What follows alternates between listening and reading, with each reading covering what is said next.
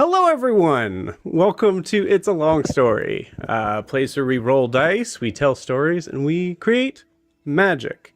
We are very happy to have everyone here from the Unearthed Arcanum. Everybody, take a look at your camera, wave, and say hi. Hi. Hello. I usually try to say that like in a different way every time to make it kind of seem new, but I felt like that time it seemed a little too commanding. So I'm sorry for that if that seemed just a little too like, oh, he's really pushing for it this time. So, but yeah, hi everybody. For those who do not never seen us before, we are a D&D live play stream that is streaming every Monday, Tuesday, Wednesday, and Friday. Obviously, this is the Friday crew, but we exist in the same homebrew world pretty much at the same time. So we have a really fun session, especially for tonight, where we do have two parties officially in the same city. So it's very exciting. Before we jump into that, just quick announcements. First and foremost, Shadows of the North Shore, our Candela our Candela Obscura homebrew game. We are trying to get off the ground. So we're trying to start a campaign that is, for those who are unfamiliar with Candela Obscura, it is a cosmic horror game designed by people over at Critical Role. And we've kind of taken our own sort of spin on that, calling it Shadows of the North Shore. Taking the same sort of concept of like a very simple, easy dice system and very heavy on the RP stuff, and then putting it into a real world setting in the North Shore of Massachusetts in the year 1901. So like, I don't know, like 6 years before the automobile or before the Model T was introduced. I remember just random trivia of that time. Anyways, yeah, so if you wanted to check out, we did a playtest with a bunch of people from here that were a part of that back in September. So if you want to take a look at that, it is under Shadows of the North Shore, a Candela Obscura playtest on our YouTube. But also, most importantly, we need more players for our full campaign. So please check that out. For those who are watching on YouTube, it is in the video description below. But for Twitch, YouTube, and Instagram, I'm also putting in the private chat. Please check it out. Also, for the rest of this month and going into next month, we will be doing one shots every Saturday and Sunday available for people to be able to kind of jump in and play a game with me as a DM. And who knows, maybe a couple of these people might be joining. So if you want to check that out, please do so. I believe tomorrow we have the last of the month, the McClellan's Melon Minstrel Murder Mystery, which is an all-bard one-shot, which is super fun to play. So please check that out. And also there's a bunch of other one-shots I'll be doing as well.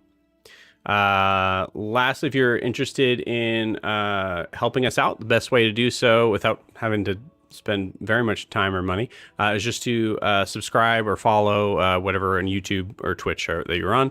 Helps us to be able to kind of jump into a bigger sort of pot to be stirred around in, and hopefully kind of get more of a reach out to other people, which in turn will allow us to do some fun stuff like free one-shots and things like that. So also you can check out our social media stuff, our Instagram and TikTok, through our link tree, which I'm putting in the live chat as well. And I believe that's it. Streamlined. Cool. So before we jump into tonight, we need to find out where we left off so far. Now, I want to say, Mitch, take it away, but I'm imagining I kind of have to say, Nalani, take it away, right? Yes, I believe you do. Go for it. So we began last session with our travelers arriving at port in Dair's Wharf, and the end of our beautiful cruise. And so, as with most cruises on debarkation day, it was quite eventful. We were saying goodbye to old friends, new friends, and the cruise staff. Shaban had a great conversation with Daphne, where she tried to get some information out of her.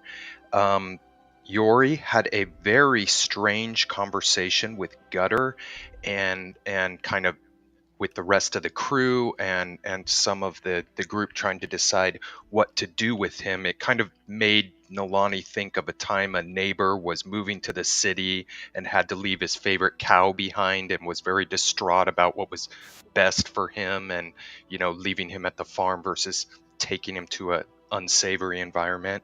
um, the Came result in on a was cow. What are we talking about? cow, as if taking a cow to the city would be a bad idea, The as cow if in this taking, metaphor.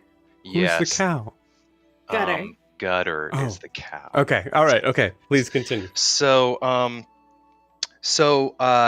we also decided to procure lodging at Casa de Huxley, and so the plan was to leave the ship and make our way through the city. As we got off the ship, Siobhan, who now goes by the name of, I cannot pronounce it for the life of me, Iliar? Iliar, ran into an old acquaintance, and she promptly used her womanly means to get a date with him for that night, which then was parlayed into a double date later on for Gwen. The ladies are very excited about that, and they're looking forward to shopping for their outfits and primping and preparing um, for that whole outing.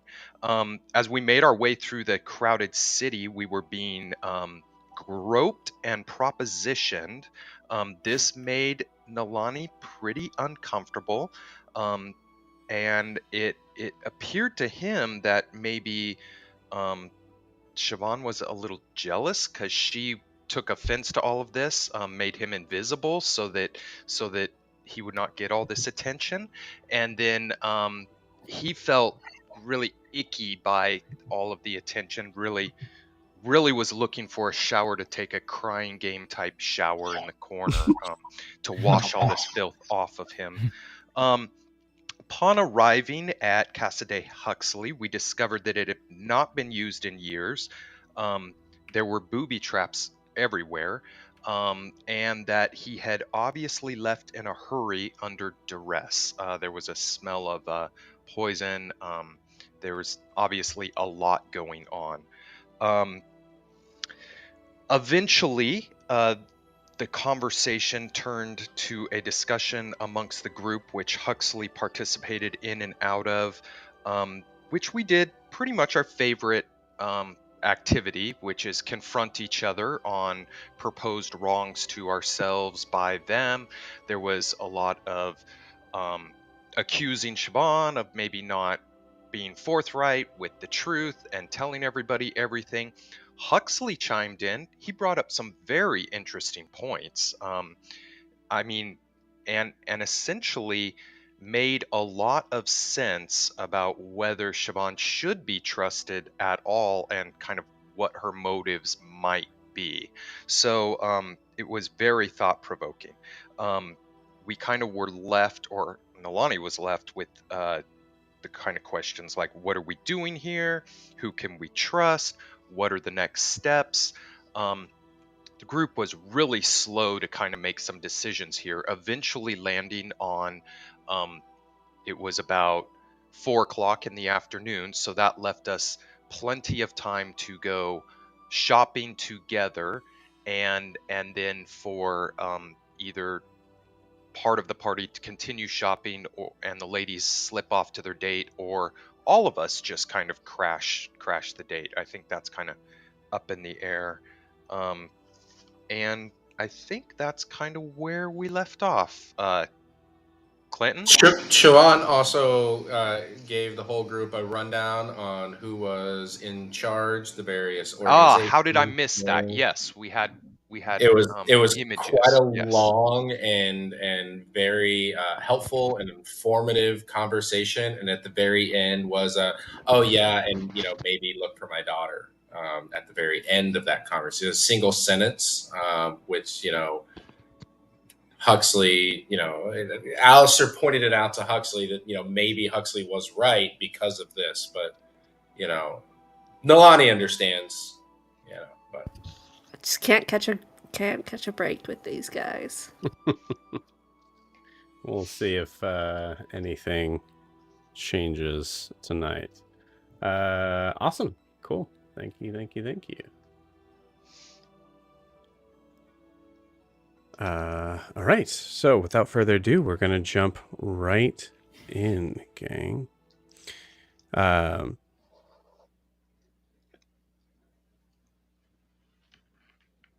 Okay. So moving into Dair's Wharf, first off, as soon as you guys kind of go into about middle of the day, you guys are walking out. First off, let's make sure we fully are aware and understand who is in this party. Is everybody going shopping? Is everybody together? I think so. For right now. That was my I think until understanding. we get to the Sharp, we're going to be together, but then like Gwen and I are going to split off and buy what we need for the date while the rest of the group tries to find supplies. Sweet. Cool. Awesome. All right. Well, as you guys head over to the Sharps, otherwise known as the Merchants Row, a city that is teeming with shops left and right. Think is it Broadway Street in Nashville? I don't know why that came to my head. But like a lot of activity that is happening, multiple kind of stacked fantasy sort of versions of apartments on top of some of these shops that we see. There are a lot of vendors on street corners yelling out for fresh food, lovely jewelry that's probably fake, the equivalent of knockoff handbags. It is urban central here. So as you guys are moving into the Sharps, I would like, first and foremost, a perception check from you all.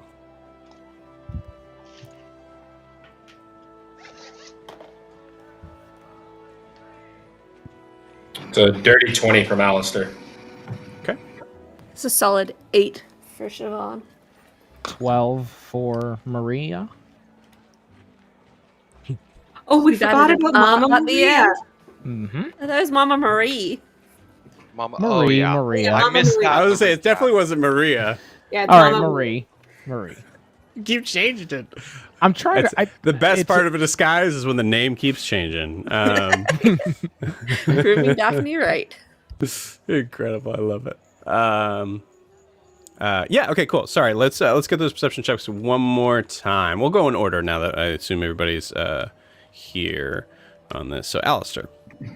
Dirty 20. Dirty 20. Gwen. Say it. I got a 0.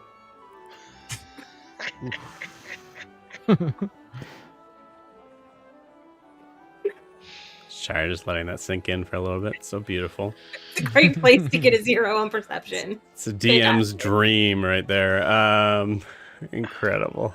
Yori. 16. 16.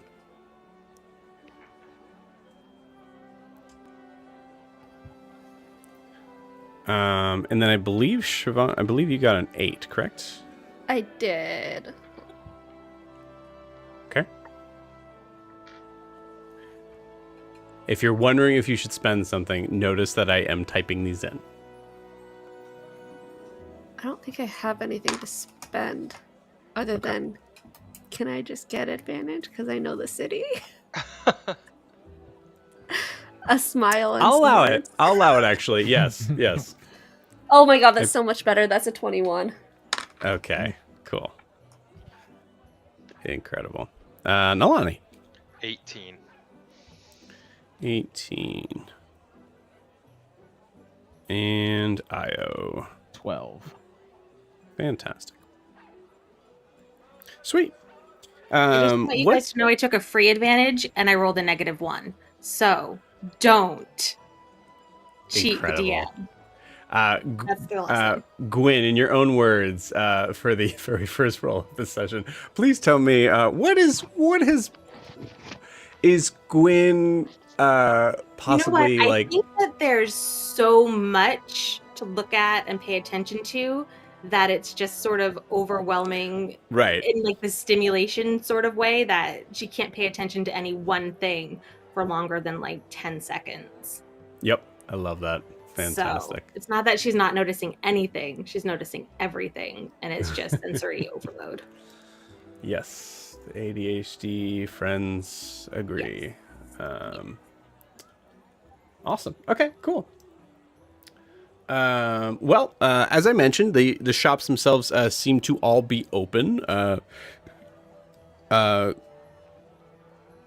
Excuse me, Ilyar or Siobhan, as you are, I assume, leading this crew. I'm going to say Huxley is not with you for this, because I just think this is hell for him.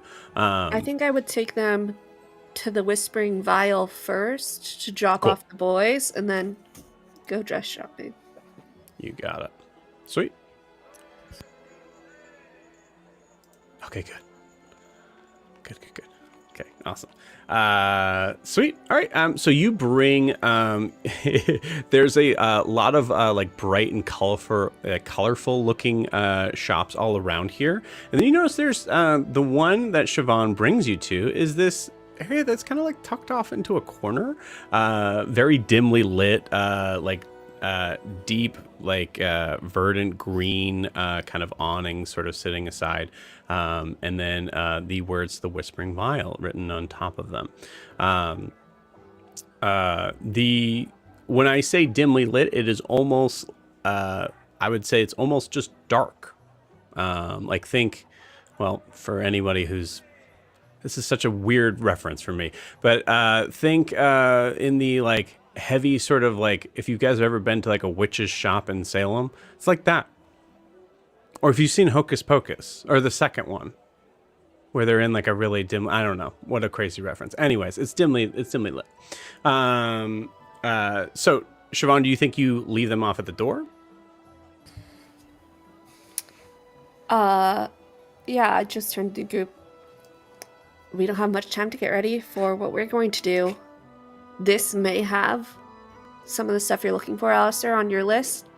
Chances are it won't have everything, but I mean, it's the best potion shop in town, so they might have something for you.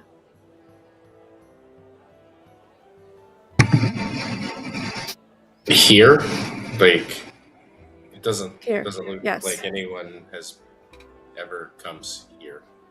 Are you being prudish about the type of shop right now? No, it's just over there.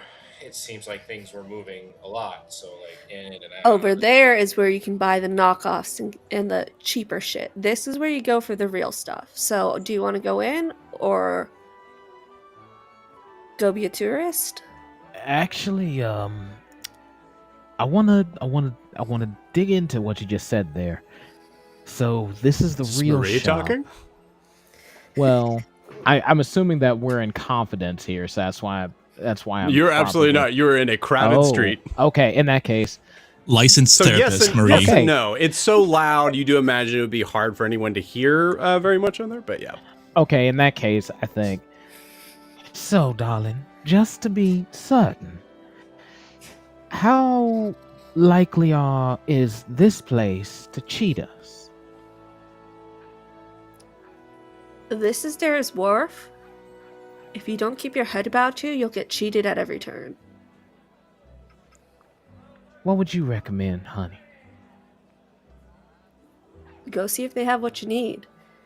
And don't let them try to scam you or haggle you up. Remember, you have the Alright. power in this situation because you're the one with the money buying the products. Just don't let them know how much you need it. Okay.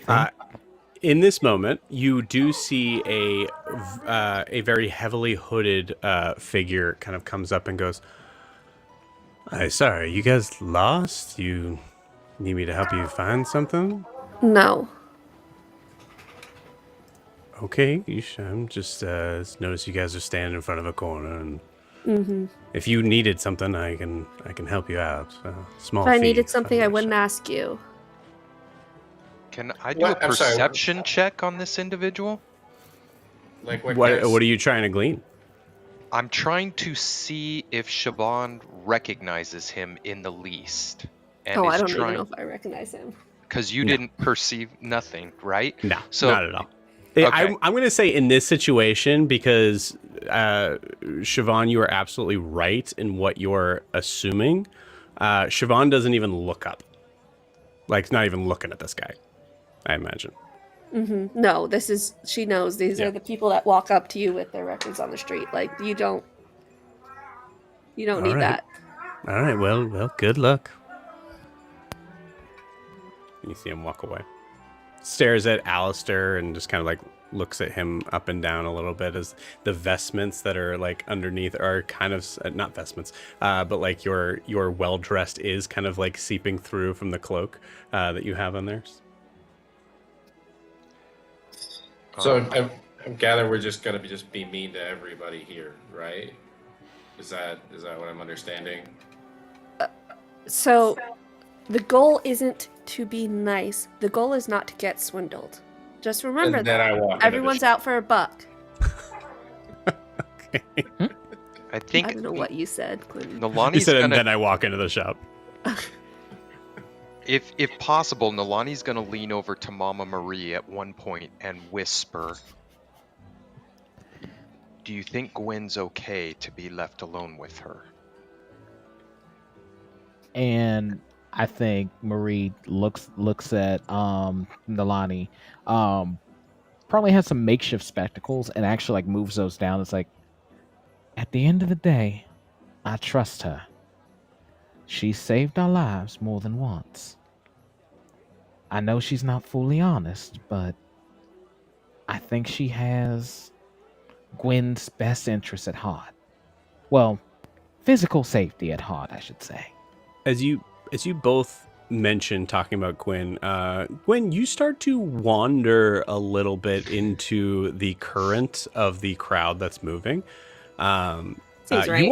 You all see her like like just kind of like meander off and then just get fully just kind of like head down, taken into, well, not even head down, just head up and everywhere. Yeah. Did I perceive that conversation between Nalani and Io right now? Yeah, roll. So I'll say Nalani, roll me a stealth check. Siobhan, roll me a perception check. 19. That's a... what's my modifier? You beat it.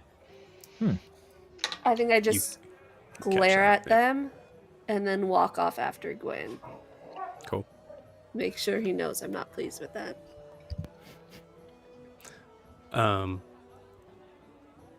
Gwen, you are, as you are looking around, you see one of the merchants who is kind of standing around this very small tent.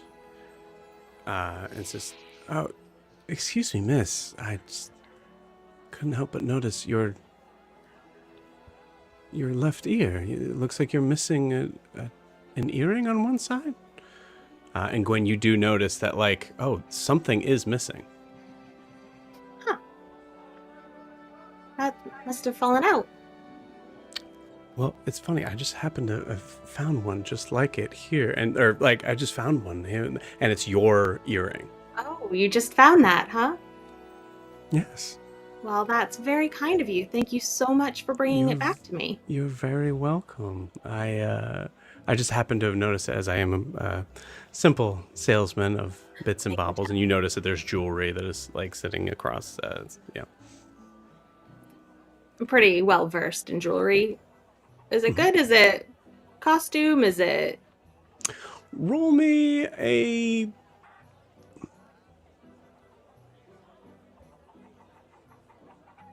Roll me a history check with advantage. All right, that's pretty good. 18. 18. Cool. Looking at everything that he has on there, like the perception, you know that there's nothing, I think Gwyn is aware that her perception's not amazing. So a lot of it is like recognizing, thinking about what to look out for in certain jewelry. Yes, everything here is garbage. I want to pick up like the most garbage piece that I see.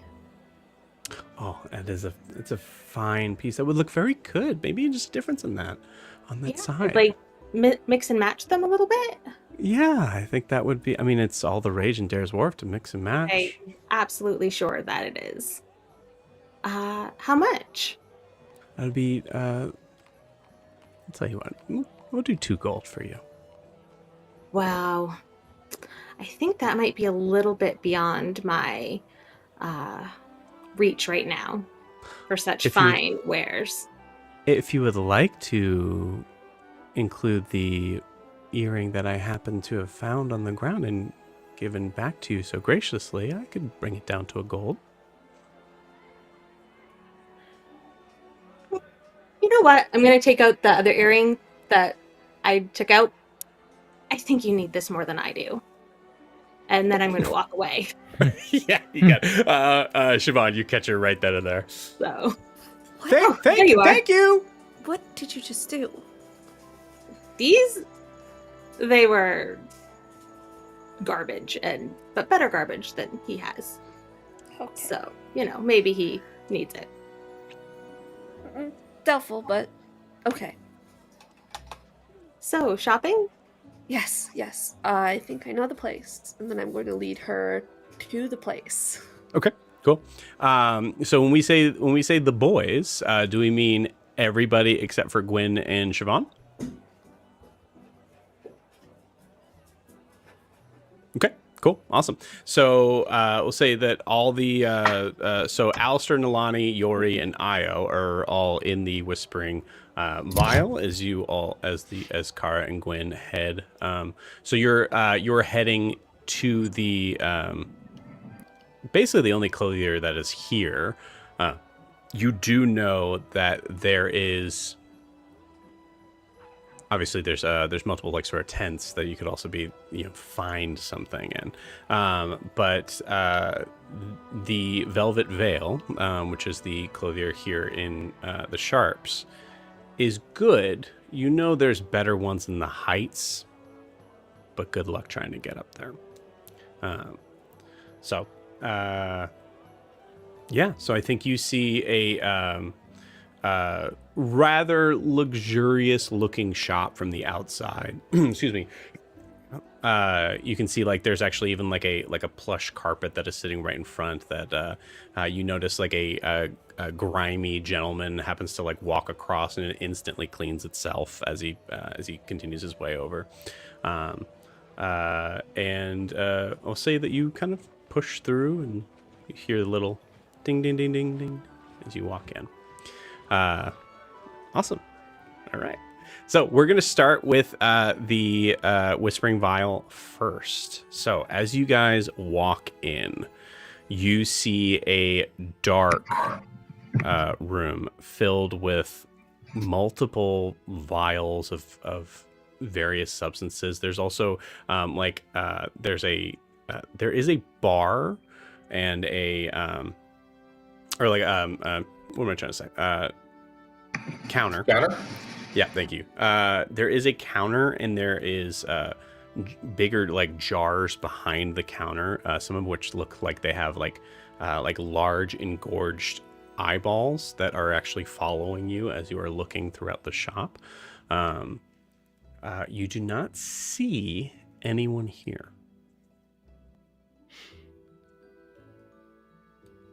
Magically speaking, is there anything in the room that is standing out? It's hard. I'm going to say, give me a. We'll kind of count your first perception check in this, I think. So yeah, dirty 20, right? Yes. So with that dirty 20,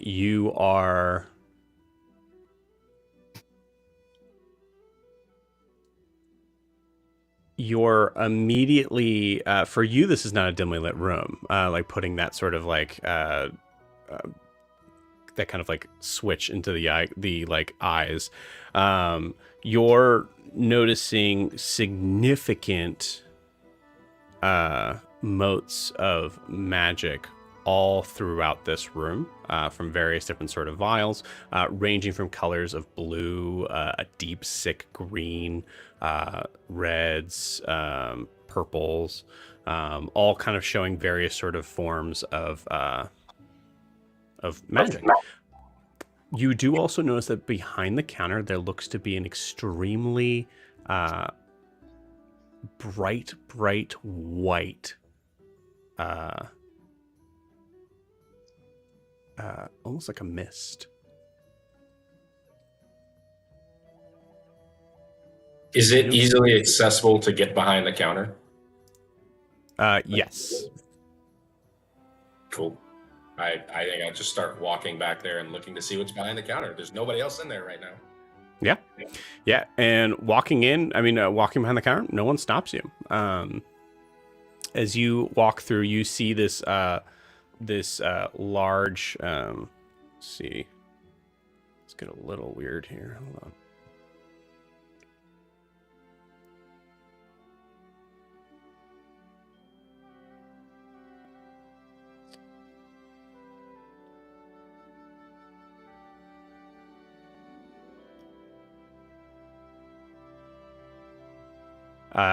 Having your vision kind of on, you notice that there are two what looks to be metallic looking hooves, it's hard to say, in a jar that looks to be like the jar itself almost looks like it's a jar of pure rust, but you can see those two hooves like kind of like leaning against the side there, and they look metallic. You also see, as far as the eyeball itself, it's several times larger than a human eye, and it looks like it does have like the I don't know biology words, but the eye tendrils itself seems to be kind of stuck to something at the bottom of the jar that you can't see. Yori, do you want to look and see if you can find any like steel oil or wood oil or anything to help, kind of leather oil, anything to help with the stuff, keeping our equipment good. Io, you were good in alchemy somewhat. If you see any healing potions or anything like that, maybe grab one. We'll just put everything on the counter and hopefully if whoever runs this place shows up or is Where around. exactly is this Io? Mama Marie, I can't. All right. Yeah, of course. I'll start looking for some healing potions. I was just thinking about the same thing myself, and maybe some other little potions we can make use of. What about poison? Is there, Alistair, do you think there'd be any poison I could tip arrows with in here? I'm certain there will be poison here. Yeah, and if you guys see any components or anything like flowers, dust, maybe, anything like that, just pile it here on the counter, I guess, and hopefully before we finish, whoever runs the shop. As you say that, all of you in like a row hear a voice in your head that says, "Hello, how can I help?" But for you guys, someone's talking in my head. I just thought we should establish that from now on. Anyone talks in my head, I'm going to tell you guys. Hello. How can I help? Nolani's gonna look straight at Alistair because he knows Alistair hates that. Mm-hmm. So we all You have to say we were in my head too, Yori. I'm pretty sure I we all feel like heard it that. happens to us a lot. We should maybe just if we like yell it out when it happens, then we won't have as many situations where like someone gets in trouble. Maybe it's anyway. Yeah. Okay. I'm gonna look for those things. I don't really like that. Can we talk to you in person? Unfortunately, the substance that is me is all around you. But I can Mist. converse in this way very well. You notice that the mist itself seems to be kind of sparkling a little bit behind the counter. Yeah, got it. Also, at this point, because they're talking to everyone, they're kind of like spread out now. The shop is the shopkeeper. It is. I just have to ask, how are you gonna, what if I just walk out with the stuff? Are you of the mindset to do that? It really kind of depends on your answer if you really want to know. Well, then there's nothing I can do to stop you. You guys don't leave with anything. Yeah, I was about to say, Sugar, testing that theory out probably ain't the best idea. It's point of order, because this is what's fucky about this shop. All of the responses are in the responders' heads and only in the responders' heads. So yeah, They can only talk one at a time. Oh. Kind of. It's staggered, right? Like, so like if because they all asked you a question and it was, but you guys wouldn't even know that it was staggered with how quick it was, honestly. Okay. I think Marie still would have said what she said, just without the context of hearing it. Right. Cool. There. Can you show us where those things are? The things that my friend mentioned. The things. Looking for oil for tanning leathers? That was one of them. Absolutely. And you see, just out of like the corner of your eye, Yori, like far from where you are currently looking, you just see a very small kind of like vial just move from the top shelf all the way down to the counter and is placed in a perfect spot right in the center of the counter. Cool. Thank you. What about lethal poisons to tip darts or arrows with? Do you have anything like that? Of course I do. Understanding that anyone that is purchasing from me is not going to be using that to harm anyone here in the city, of course. Of course.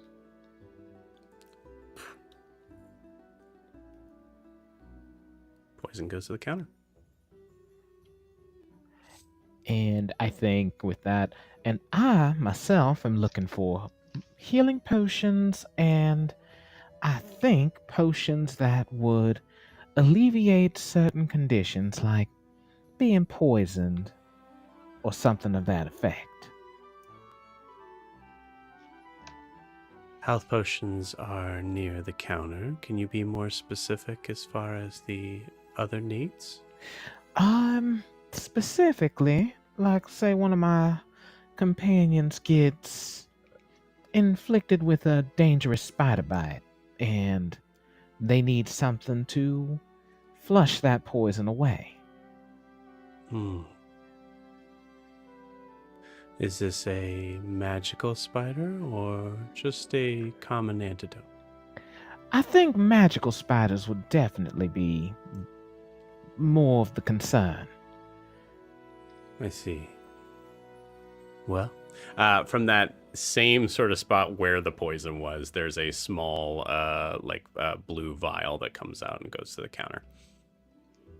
While you're looking at healing potions, is there just a generic healing potion? So if anyone gets injured or knocked down, just we can administer it? Absolutely. They're up near the counter. Do you know of what size and how many you're needing? Oh, we need a large size and lots of them. Like 6 to 28. I'm more 6 to 28. For Siobhan, and then a couple for us. I'm sorry. You're gonna have to be more specific with the number if you need How time to about- think about it. How about I am here always. Nalani, how about we make that about an average? Let's say 15. 15 potions of superior healing. Absolutely. Or, all right, maybe that's a bit too much as well. Knock it down to 8. Cool. So just so you guys know, potions of superior healing is about 500 gold a piece. Oof. Superior healing? No, we need. That's what you guys said. You said That's not what I said. no, but they said like of what type, and Nalani was like the biggest you have. That's Yeah. fair. That's fair. Nalani doesn't know anything about. No, I know. It's just really funny. right? It's Like anything. as a DM, all I can do is Above provide. board, Nalani knows nothing about any of this. Like, Oh, good. One moment. So wow. the way potions typically goes, standard potion of healing is 50 gold. Potion of greater healing is 100, and it goes from there. This is all stuff and- Alistair would likely know. Yes, I would 100%. guess, yeah. yeah. But he's muted. He's muted and just yelling at us in his inside voice. I think he's yelling at the mist and We can't hear trying him. to do that silently. Yeah. Maybe the mist has muted No, him. if I see the superior potions coming up, I'll be like, no, You do. No, You absolutely No. do. Like, yeah, you see them floating. no, Okay. no. Well, the person you came in. Okay. I'm sorry. Maybe The we person should- I came in with is a dimwit. I apologize. For the record, you talk out loud. Just for the record. That's Oh, the. wow. Yeah. I love it. Yeah. Great. Javon said he didn't have to be nice anymore. So That's right. He doesn't. He doesn't. He's know- smart enough to know that's not what she meant. He doesn't know what he's asking for. This is not his right. The poison. Yeah, no. Smaller, like greater, and maybe 6. That's it. And I apologize. You were working so hard right now. It's quite all right. Um, Potions move out, and then 6 potions of greater healing come in. right. Do you guys need anything else? Let me think about it. Okay. Do you have any spices? Spices, yes. Spices. Okay. Absolutely. We just had a stock come in of. I think he pauses for a second. And this is great because Siobhan's not here. I assume you mean actual spices. Yeah, like food, like things that make food taste good. Is there? That's not slimming it down. Just to be clear, even though this is a store that carries many herbal-like things, the spice that you might be referring to is something that you would find possibly out in the street, a place that I understand to be the Warrens? Yori probably Okay. doesn't know this, but above board thinks you mean drugs. Yeah. Yeah. But if you're looking for something to put in your food to make it taste like something specific, we absolutely have those. We had a shipment of cinnamon just come in, and I believe we always have time. And you hear that echo in your own head. What? I was thinking spicy. Spicy. Wait, what are you buying? I'm trying to get. The whole reason I said we should go out was to get food, and if we're here, maybe they have spices, and we can make our food taste, better. Awesome. As you say this, of course, we could help with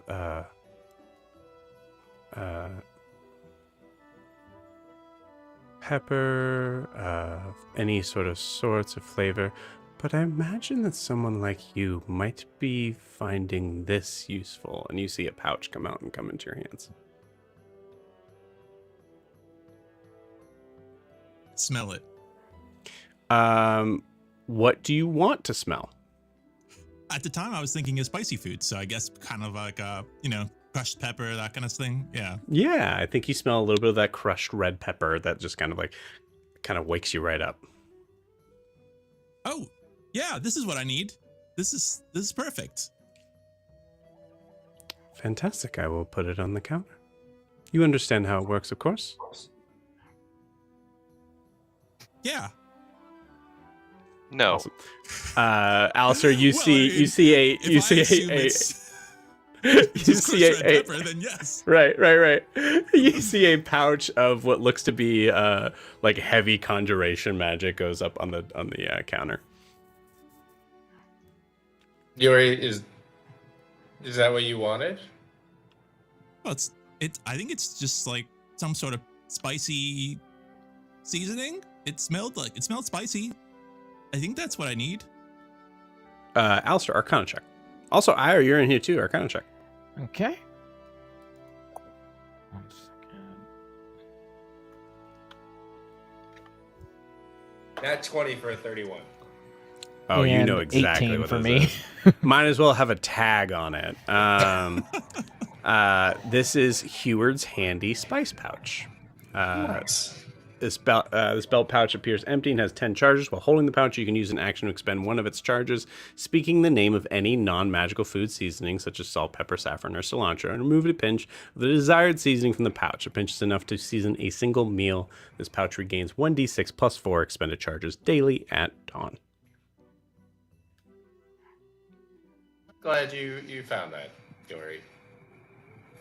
So we Well, can get correction. it? Technically, I found it and presented it as an option.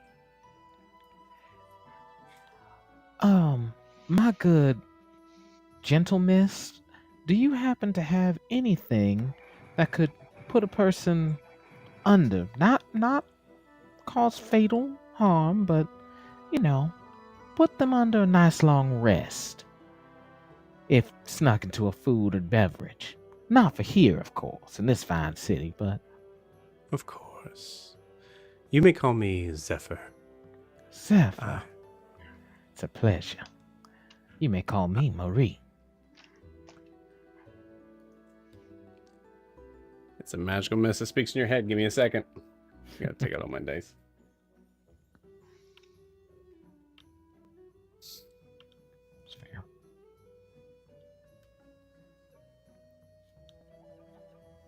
Very well, Marie.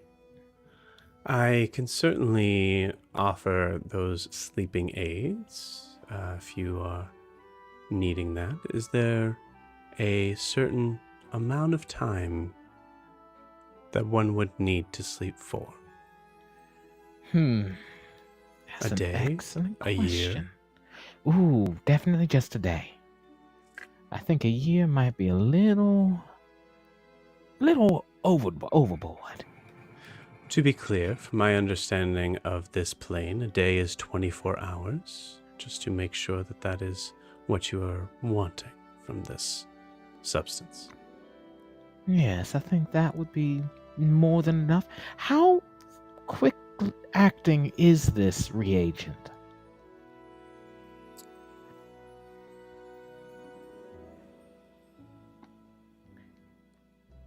Depending on the size of the individual, anywhere from 1 to 10 minutes. Understood. All right. Yeah, definitely one vial of the 1 day option with that time period sounds most useful. Very well. You see a small, very small, like little pouch just kind of comes off. Comes from behind you and just kind of like whizzes out. It just goes in the counter. Okay, are you guys done? Is your wish list all set? No, what? But go ahead. Okay. Enigmatic shadow fern, nectar of a fairy blossom, elusive dream thread, moonlit dewdrop, fayfire embloom, gossamer spirit strand, and do you have any gunpowder?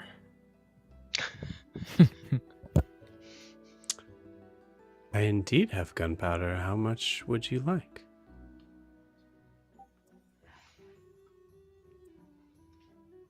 Yori, I know you got some.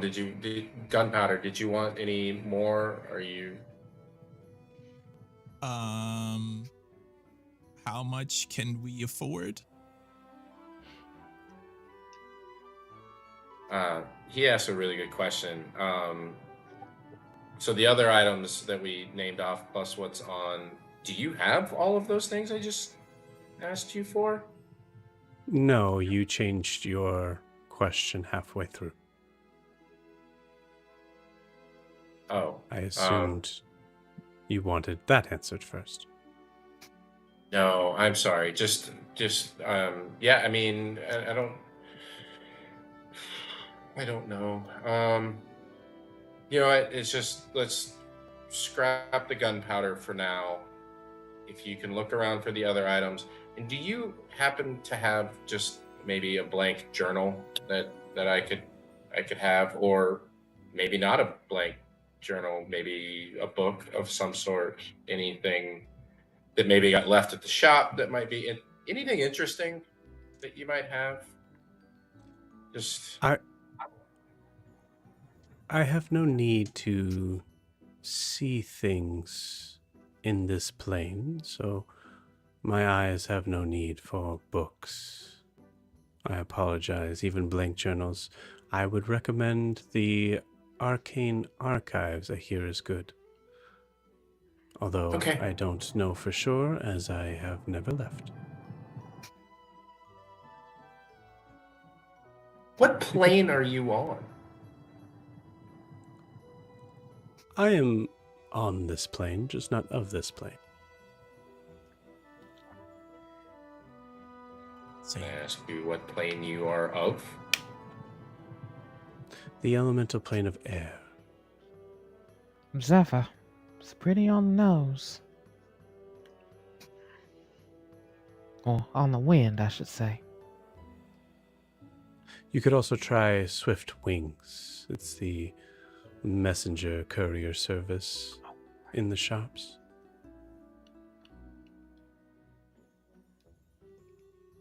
They have DoorDash?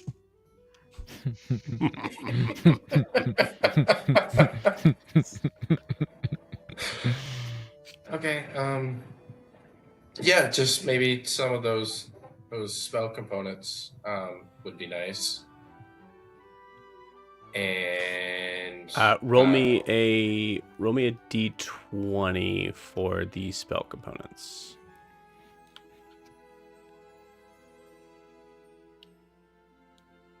12. 12. We do happen to have one more of the enigmatic shadow fern. There is, of course, no need for more than one, as it will grow to the amount that you need, of course. Of course. Yes. It's fantastic. Yeah. I will take that. Unfortunately, the other supplies that you're looking for are not commonly found on this plane, and therefore are not found useful in this part of the city, I assume.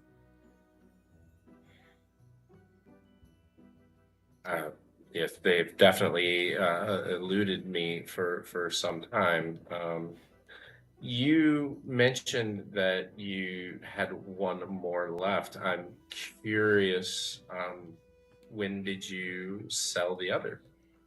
Most recently.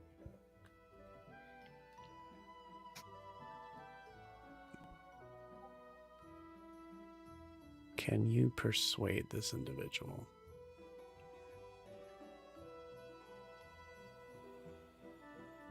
I don't think you can. I think the roll has to be on my side. Okay.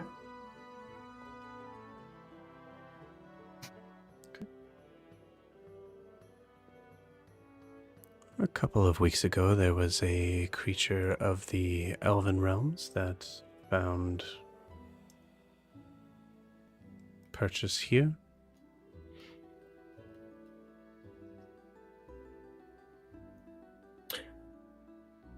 Of the elven realm, when you say that, do you mean that they were elven or they were from a specific place? My apologies. My understanding of your biological and molecular structure puts time in a very difficult place. If you are from something, are you not always from that thing?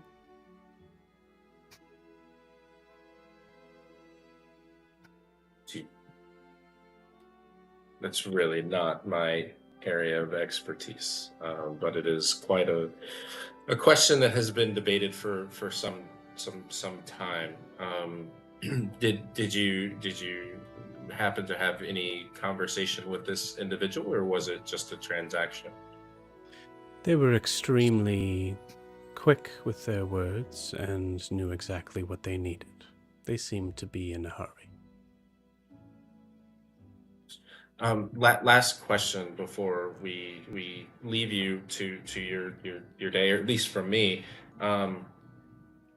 When you said they were of the elven realm, would you be able to tell if they were just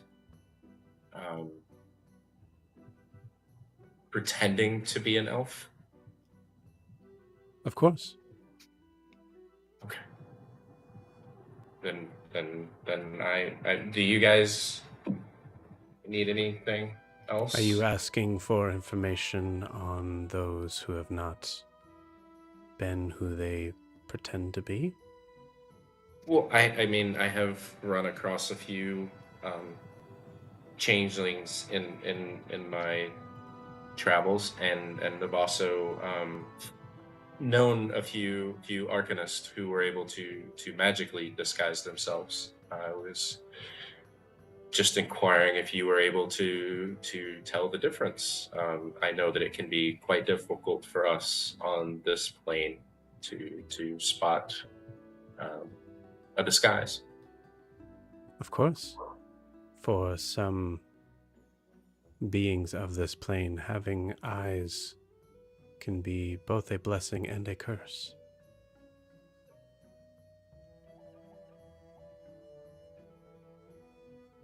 Sorry, one more thing. You are from the elemental plane of air originally. Tell me, is there like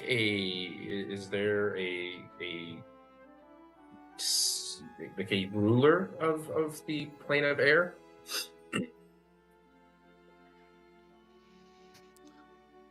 I know not, as my place here has happened for a time, but time enough where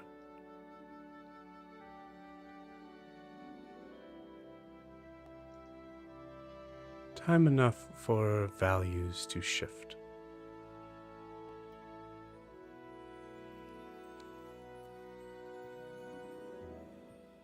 Understood. I really would love to ask you one final question, but I am concerned that if I ask this question that you will not want to continue this transaction with us. So I think we'll just pay for our goods and leave you to your day. Wait, if it makes a difference, I do not feel emotions as you, specifically humans, do. If there is something I wish not to talk about, I will simply say so. Does the name Undulith mean anything to you? Of course.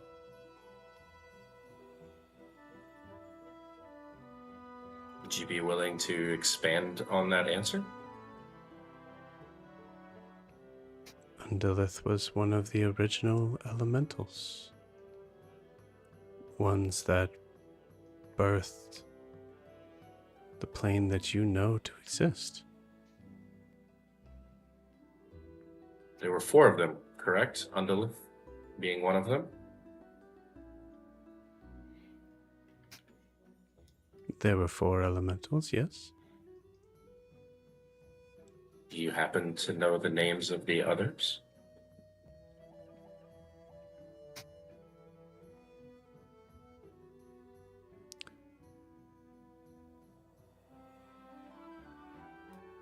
I'm receiving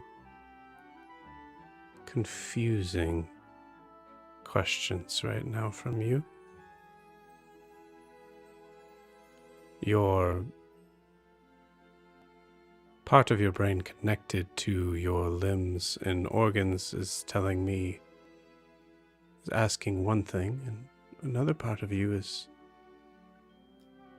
telling me no.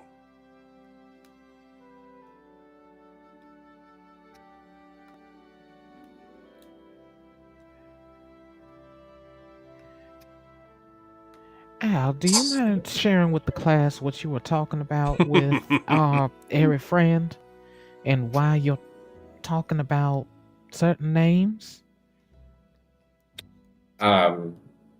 So our friend here is of the elemental plane of air, and since we To be clear, recently- you are pointing in a direction that I am there and not.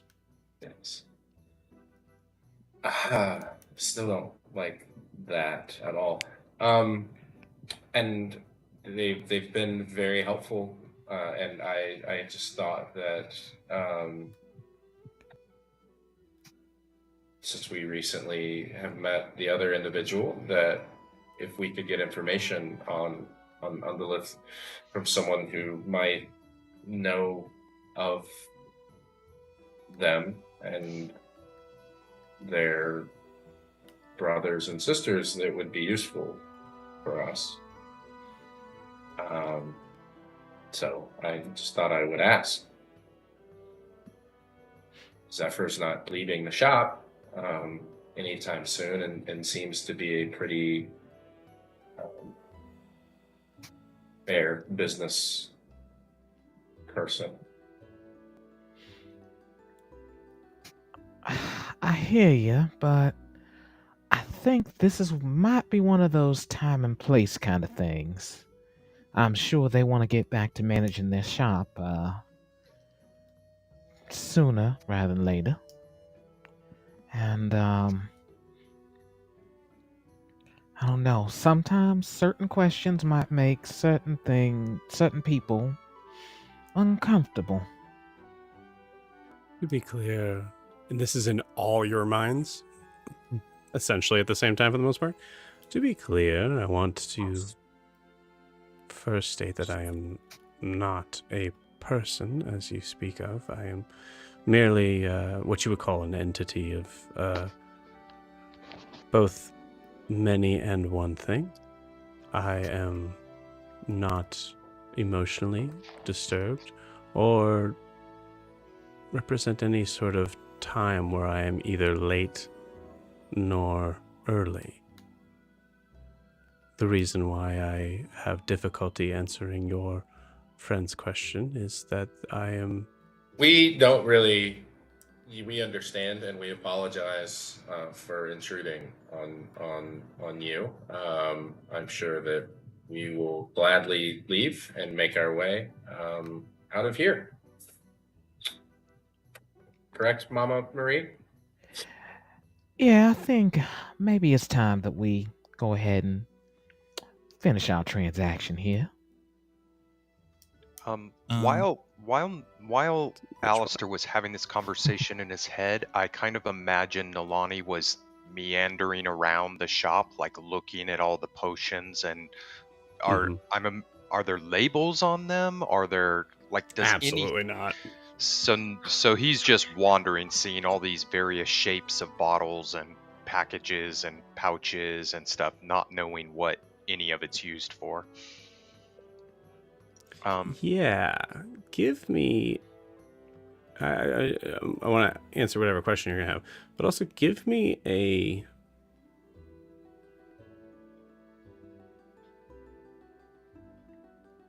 insight check. Yeah, he's clueless. What'd you get? It's an 8. Okay, cool. I think with an 8, you find yourself kind of fixated in one area of the shop. Your eyes seem to kind of dart back and forth from one thing to the next. Nalani himself is unaware of what his eye is catching, which I know is a very frustrating sentence for a D&D player, but that is the reality of it. You're subconsciously noticing something, but you're not consciously noticing it. I think with the break in the conversation, Nalani's gonna say, is there anything in here that would help me open this magic chest? And he kind of pulls out the chest. Doesn't know everything.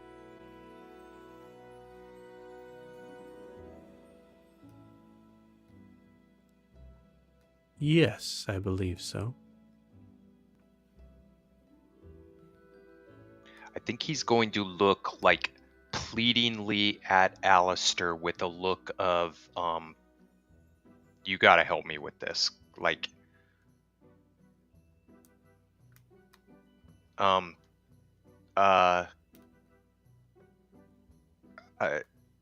what would I need to open this? I apologize. I realize that my language can sometimes be misinterpreted. You asked me if there was anything in here that could help you open this chest. Thing, including people, would be yes, as it seems most likely the person holding the box would be the one.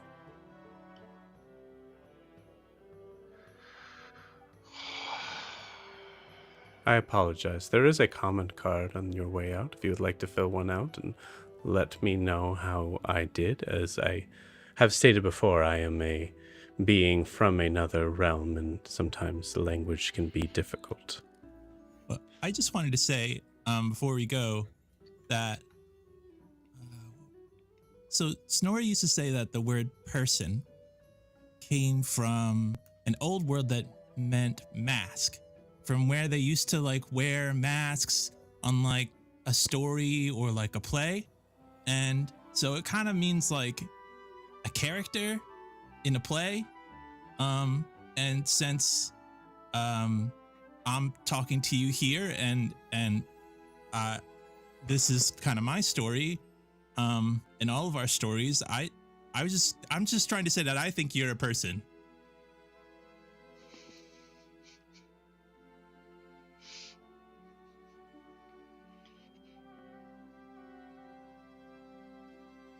I feel that I'm supposed to, based on how you phrased and where your heartbeat went when you said those words, that I'm supposed to have some sort of emotional reaction. Unfortunately, I do not possess that part of me. But I will say thank you, because I believe that is the response you're looking for. You're welcome. What about, Nalani's gonna look at Alistair specifically. Do we want any truth serums or truth potions? Is there such a thing? No. There absolutely is such things available. We have them. Do you see Based- my need for it? Did you see what just happened here? This is going in your head, as Alistair said no out loud. I don't even care. I'm like Yeah. gesturing to the Yeah. I love it.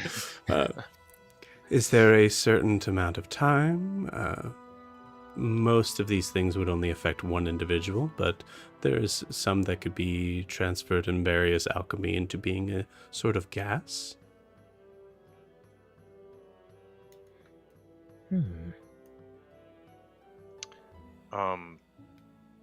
Mama, do you think we should get something to make people tell the truth?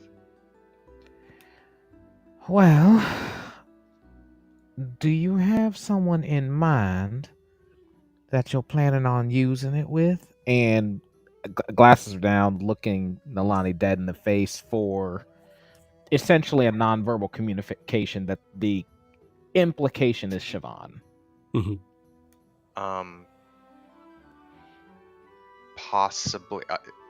Possibly yes, or it may be useful down the road. We have to find out a lot of stuff from a lot of people who don't seem to want to be forthright. This is tough, cause What do you think, Yori? well, I'm not done. I've made my decision. I think it will be useful. I don't believe on using it on friends, but let's just say not everybody around us is our friends. So my vote is yes. We can use it.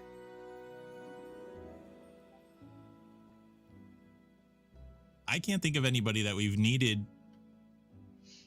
to tell the truth that didn't tell the truth. But I trust you guys. If you tell me that we need the truth thing, then that's the truth. Okay, well, let's just put it on there and see where we're going, because I'm sure we're going to have to discuss the price of all this stuff and figure it out. You see a vial come off the shelf and move down as you hear in all your heads on this. To be clear, one thing I want to make sure that you of this plane understand is that truth often, even when subconscious, is a matter of perspective. So even though this potion will have the beings speak their truth, it is their truth. Call it a warning label. As none of my items are labeled in my shops. In my shop. Well, Do you sell labels? Yeah. I thought about the comment card thing in the end, and I was like thinking in my head, if they ask about that, I'm going to say that they hear the thought as you're writing it. And that's how they know.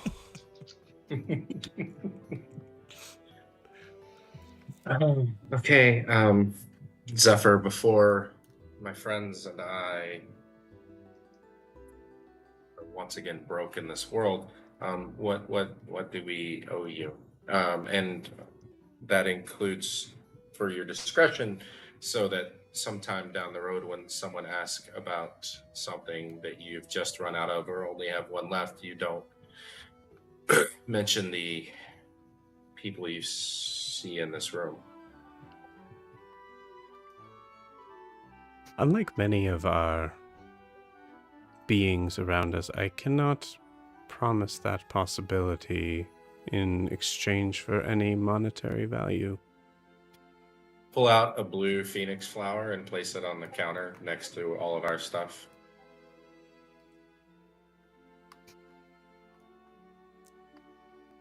I can, however, accept gifts of gratitude. Then please take this on behalf of myself and let me know what else I owe you. And as I'm like reaching in and starting to count out coins, I will think in my head, do you have or know of anything that can shield one's mind from their own mind? It.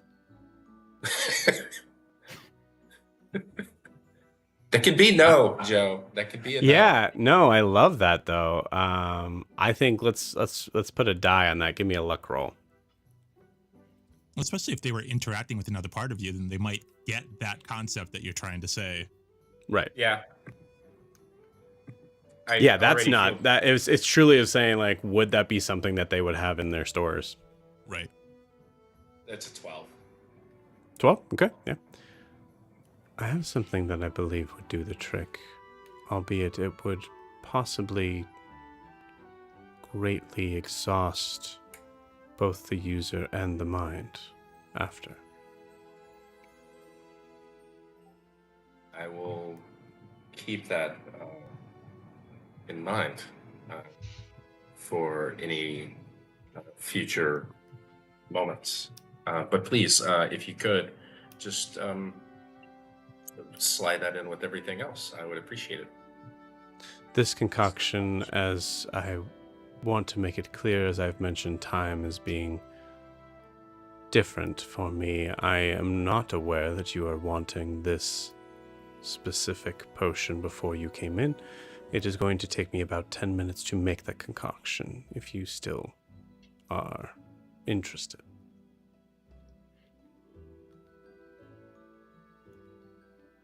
Would you be just willing to share the recipe with me and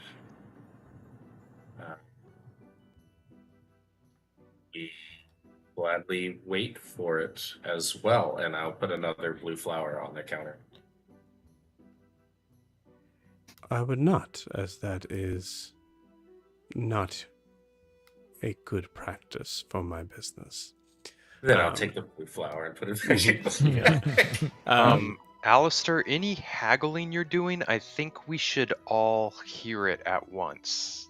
All we see is him obviously communicating and putting blue flowers on the desk, right? Right. Mm-hmm. Sorry, the flower is for discretion, so that no one will know that we were here if they ask. Or I'm sorry, it is a gift for Zephyr for all the help that they've given us. Thank you. Though Zephyr has already indicated they don't really have emotions in the same way that we do. Do they even have an affinity for flowers? Do you have an affinity for flowers or anything? It's a magical flower, Mama. I know that, but is that something you can make use of? Do you what kind of things do you want? Io, you hear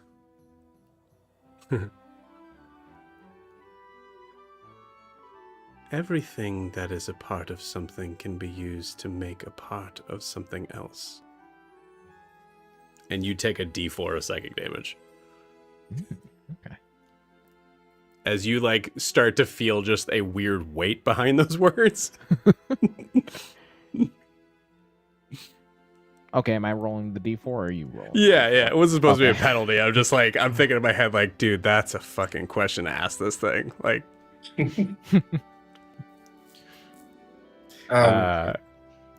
go ahead. If you guys don't mind waiting just a couple of minutes, Zephyr is going to get something else together for us. What is it? My leg has been bothering me a lot. Perception. In It's insight, but yeah, go ahead.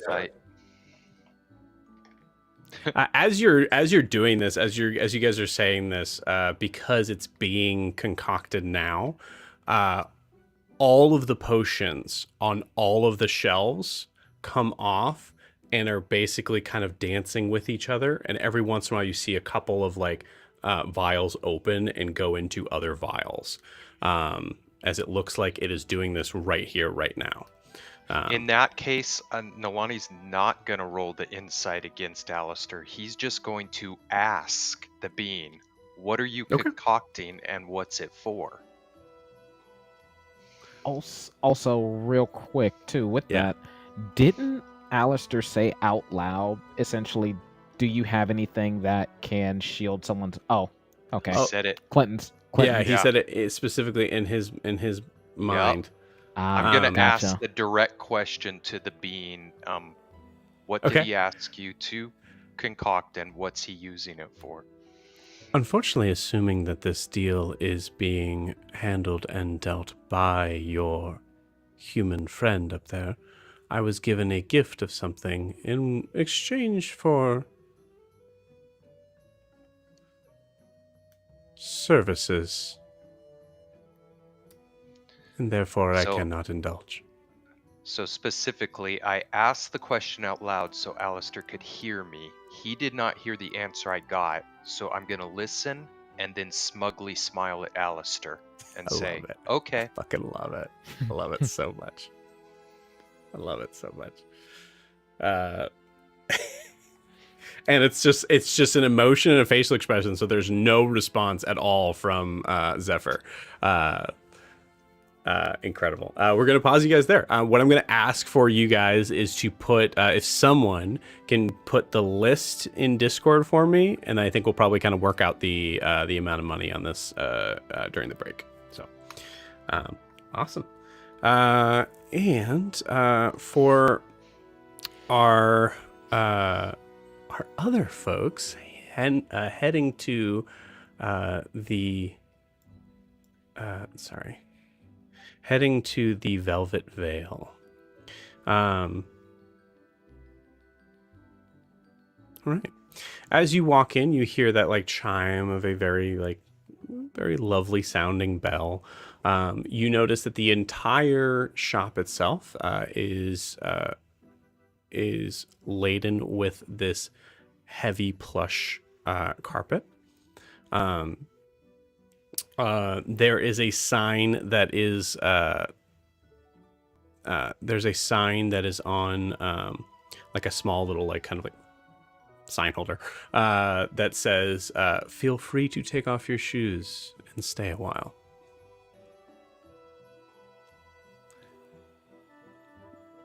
Do you guys do so?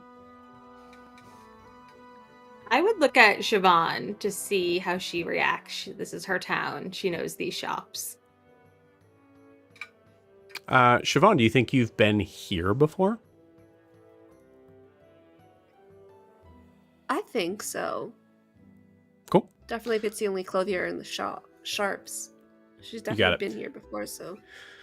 Give me an Arcana check with advantage. Arcana.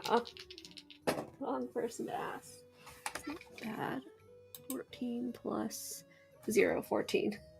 14? Cool. Yeah, with the 14, you, I imagine you probably did it the first time or second time or whatever, and it really feels nice. It's like kind of like putting your feet in grass if it was even softer. Yeah, she'd take her shoes off and start looking around. Yeah, Gwen would follow Awesome. suit.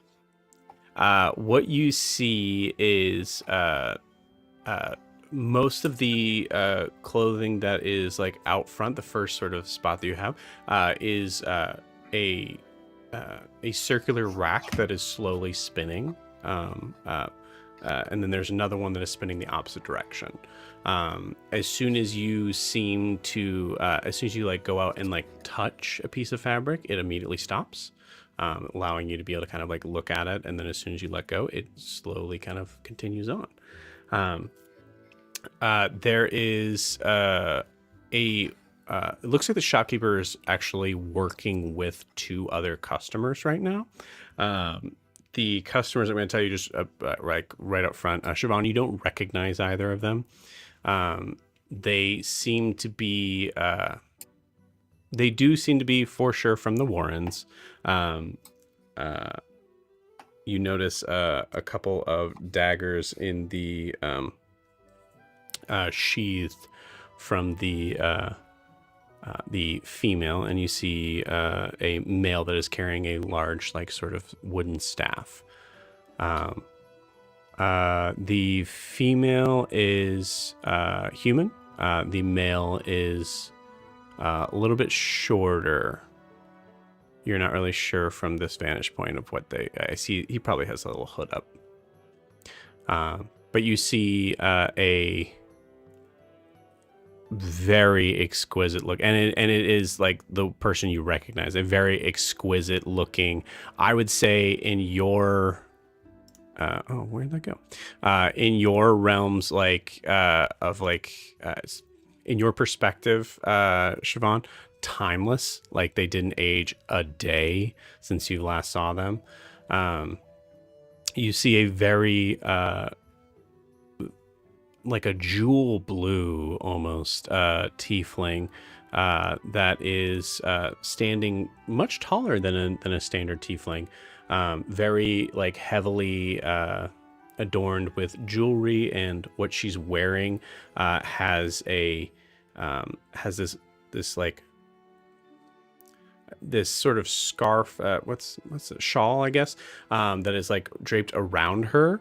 But even so, there's a certain point where you can see it's a very low neckline that kind of, like, stops right at the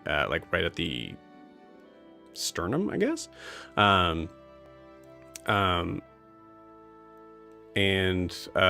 You see that she's conversing with customers at the moment while you guys are working through stuff. This is Vesper.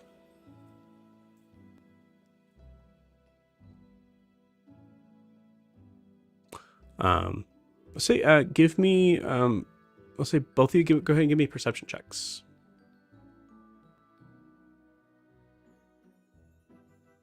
19. 11. 11. Gwen, with the 11 that you see around, there's the points where you actually see the moving kind of turnstiles and that's cute. I love that. And like just kind of like making that as a like a note, and then you notice you definitely notice the tiefling behind the counter.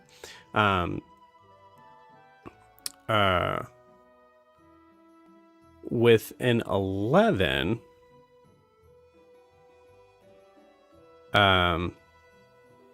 yeah, okay, cool. With an 11, you notice that there looks to be like sort of back rooms to the left and to the right that you're like curious about for a minute, and you like kind of like go and like look over to the side, and you notice that they look to be like essentially fitting rooms. With several signs of like you rip it, you buy it quality. And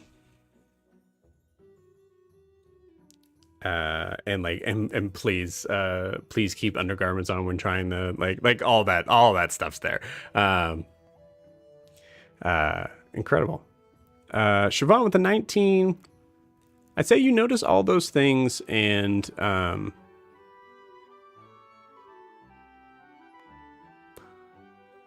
I think you do notice that Vesper is kind of like catching your eye and trying to give you a nod of like, I'll be right with you. That's about it. Anything specific you guys are looking for in here?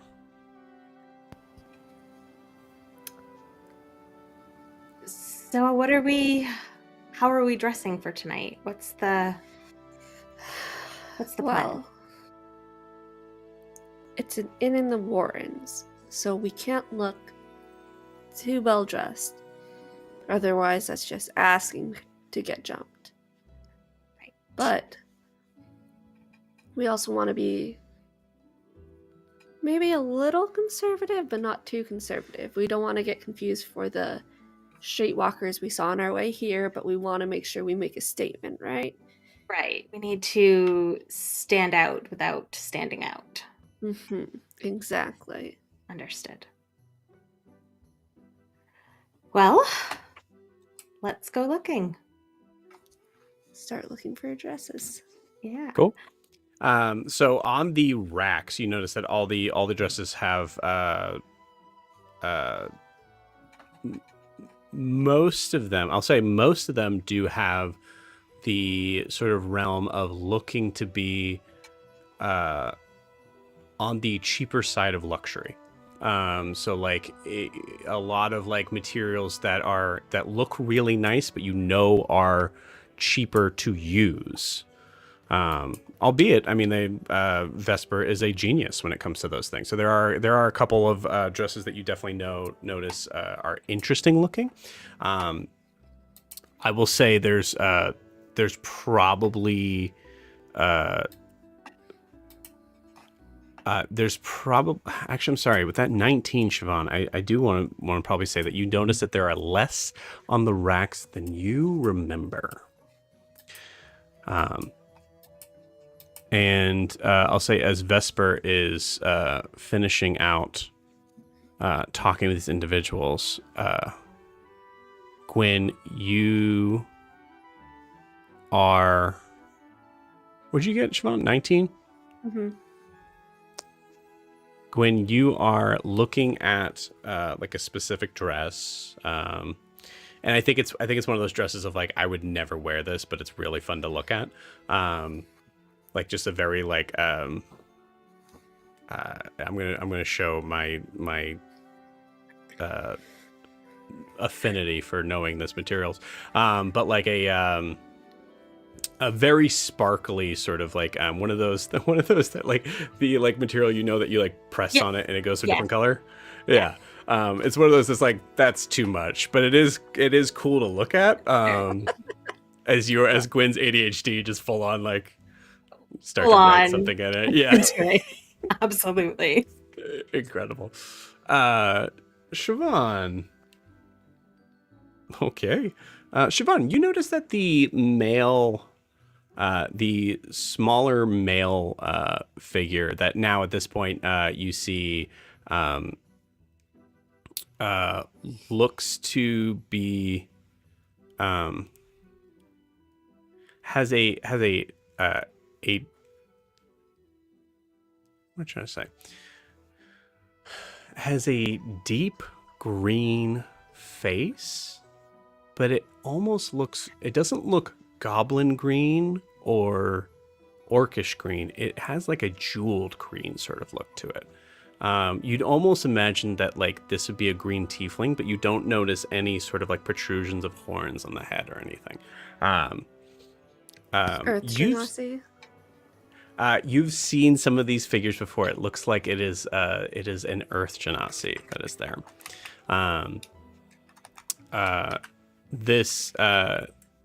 This figure is walking out, and I think maybe catches your eye and just kind of like politely kind of nods as they're looking as we're walking out, and the human woman is like also touching one of the dresses, not paying attention to anyone. You notice that Earth Genasi look at Gwen and just does the tiniest double take, but then continues on.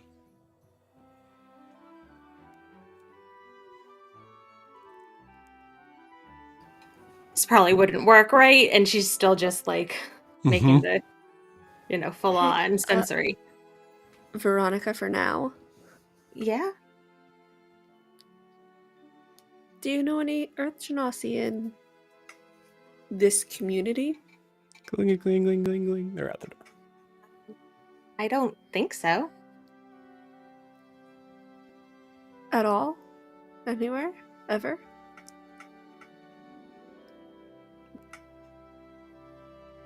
Roll me a history check.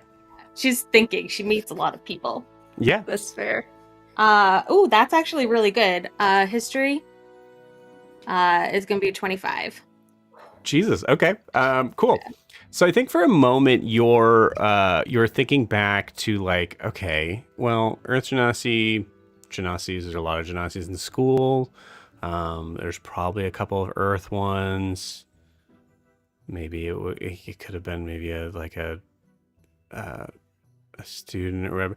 And then you remember that You remember, because I think what kind of fixates in your head is you did see the back of the hood and the staff as the person's kind of walking away. And I think the staff is what kind of brings you into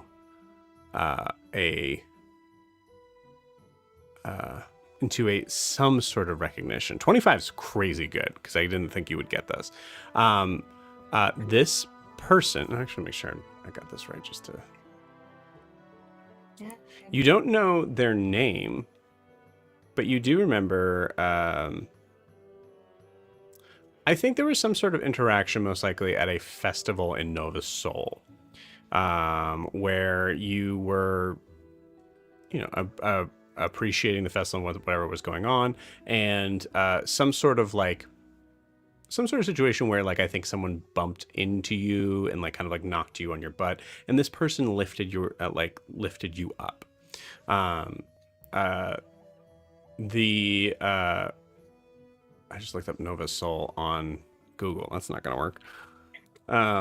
Sorry. Just want to make sure I have this right. You remember that this individual, you got enough of a conversation with that you don't remember the name, but you do remember that they were actually a monk for the Temple of the Sun, which is located in the South Abad of Nova Sol. What a monk from the Temple of the Sun would be doing here, you have no idea. It was a really long time ago, but I think he's from Nova Sol. I don't remember his name. I don't know what he would be doing here. It is a major port town. Could be doing anything here. She's gonna look just towards the door with a thoughtful look, but then go back to the clothes shopping for now. Cool. Just to give a sort of a small taste of things. So the Temple of the Sun would not be hiding anything on the idea that it is a place that worships Pelor, the god of the sun, light, and healing. Do you mention that to Siobhan? Yeah, I think she would. Cool. Siobhan, give me a history check. Or a religion check, actually. Either one. I'm going to say either one. Natural 20. Let's see which one does better. Awesome. History or religion. They're both +0, so it doesn't matter. Natural 20. I feel like history would make a lot more sense on the idea of like what you remember. You would remember as an outsider looking in, like, no thank you, but remembering information as far as that goes. Cool. Awesome. So one of the things that you find interesting about that is that for sure there is no, well, as long as you've been here, there has never been a temple of Pelor or any sort of following here in Dair's Wharf whatsoever in that. What you do know is that I'm trying to pull them up now.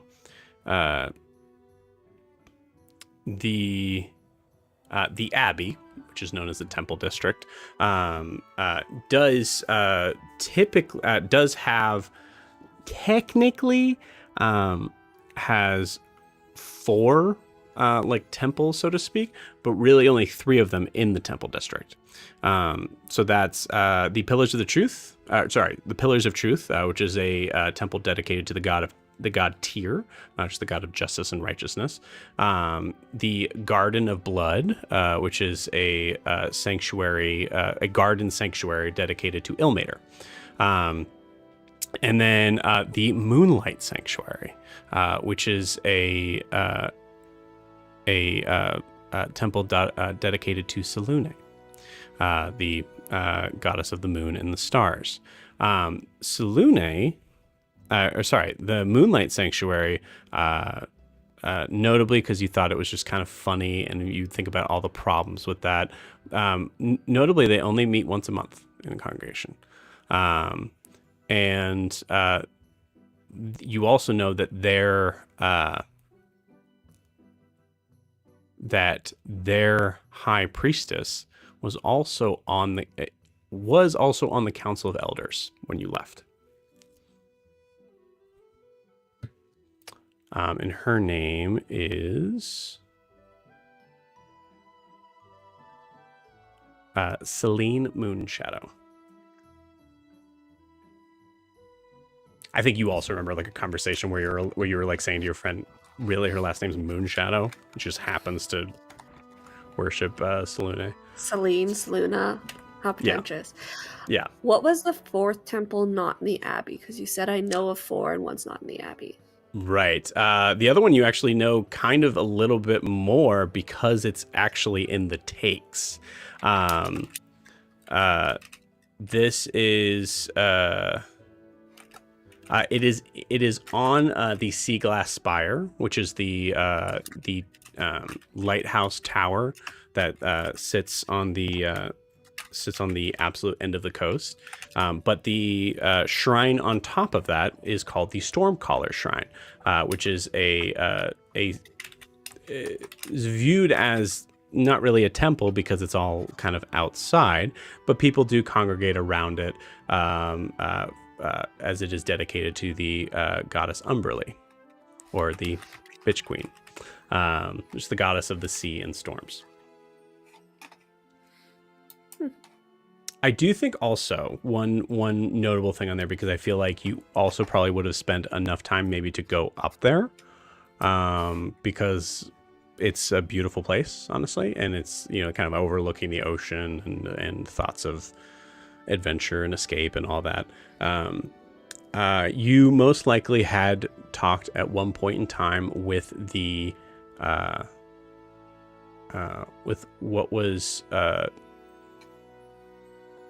the highest priest, but also the only priest that worked there. Someone who only referred to himself as his name, not a title. His name was Finn Blacktide. Story goes he was a former pirate that ran the high seas a long time ago and then changed his ways.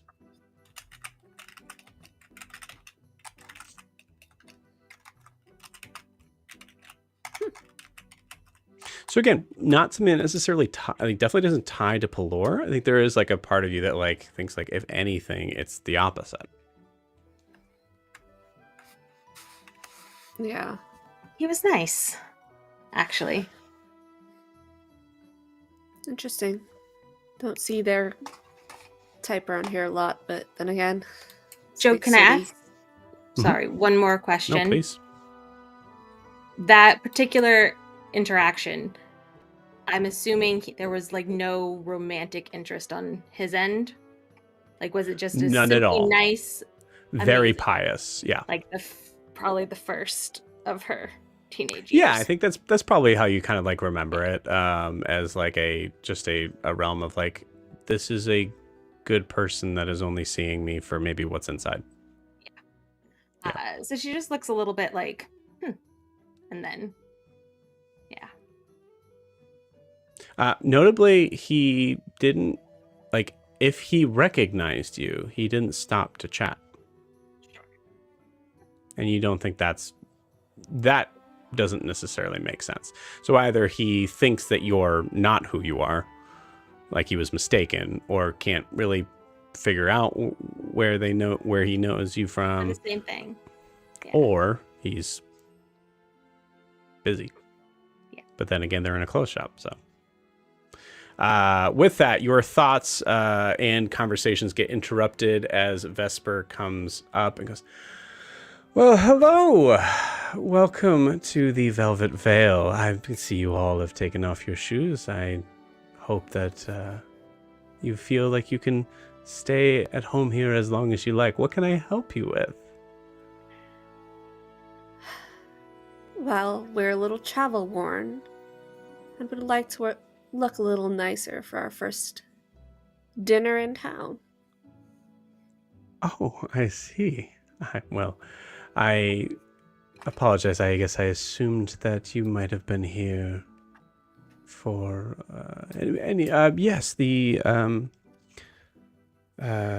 for a date tonight. First date? dinner, actually. Just dinner. Okay. Insight. Sure. How does she know that? I'm sorry. That would be the DM. That wouldn't have been me. That would have been her. Yeah. Okay, I Sorry. was like, how You does she said know? dinner. Yes. We Cool. said, I just said our first dinner in town. Okay, gotcha. Dinner in town. Okay. Yeah, I think I still think she would say the first dinner in town. Yeah, she probably wouldn't say date, I guess. Interesting. Are you together or awaiting some others, or just what is the occasion? We just arrived here. It's been a very long, hard road. And we Okay, just kind of want to look a little pretty and have a Okay. nice meal. Very nice. Very good. Okay. All right. Well, is there anything specific that you're looking for? Something. We have many things that would be enticing, more or less, but it's as far as there are a couple of modest pieces as well. But yeah, what did you say, Gwen? I think Gwen would just say, I think we want a balance. A balance. Great. And look specifically at Gwen. Your color and complexion. Oh, beautiful. Have you found what color best suits you? Typically go greens, purples. But I think for tonight I might go black. Okay. Very good. A shiny black or something that is Maybe something with a little lace to it. Yes, ma'am. You see her kind of move through the like turnstiles just for a minute. And just goes, I'll be right back. And you see her kind of like run. And actually she stops, comes back, goes, I'm so sorry. Was there something that you thought would interest you as well? I can kill two birds with one stone here. I think something that's a nice dark blue, purple, a little fitted, maybe with an overcoat or a bodice that, leaves something to the imagination. But if I can have it with some nice slits to make sure that I can move as needed. Of course. This is Dair's Wharf after all. Sorry, I'll be right back. You see, she like moves off. Cool. I think after about 3 or 4 minutes, she comes back, Gwen, with a like I would say a lacy sort of style like cocktail dress, something that like has somewhat of like a maybe a shorter skirt than Gwen would like, or like it's perfect. It is quite form fitting, I'll say. And she says, of course we can do minor alterations here, of course. Actually thinking, do you have anything that's more of like a pantsuit, jumpsuit sort of look? Like wide legs and sort of a lacy top. Interesting. Where do you come from? Nova Solo, actually, originally. Oh, well, okay, great. Well, I guess that does help something. Is that something that is the rage down there? Do I need to know this? But when we were walking through, almost everybody was, in dresses or skirts, flowing robes. Thinking just a little different. Trendsetter. I love it. I will see what I can find. Clearly, this is not it. And you see her throw it behind her, and it just like kind of like floats off into the, yeah. Beautiful. Any other time. Of course, no, it's totally fine. For you, I'm so sorry I didn't get your names. Veronica. Iliar. Iliar. Very nice. Iliar, I did find this piece. It was actually on was something that we had made for another individual, and unfortunately, they never came to get it. And of course, years have passed, and it is a. You see, in front of you has has a little bit of like a the dress itself. I imagine, and again, this is just full cis male boy eyes. I imagine it kind of like somehow like in a like what am I trying to say? Not a kimono. What's the thing that Rey wears in Star Wars? What's the like? What would you Just describe? like a wrap. I would A call wrap. it a Okay. wrap. Mhm. Cool. So it looks like a wrap in a like a deep purple that kind of like allows you to be able to like wear something underneath it. But on top of that, there is a coat that clearly is supposed to be like worn to the side. And I think for this, you see there's also like I'd say matching pants for it, which is not what you were asking for, right? But it was just something that was like, I think that's like the first, like she's trying to kind of get the idea of like, am I able to convince you of this? I'd say like basic insights, like you said modest, this is modest. Also, I want to get rid of this. I think Gwen would just look at her like, you know, woman to woman to Siobhan slash. I mean, when I said modest, I meant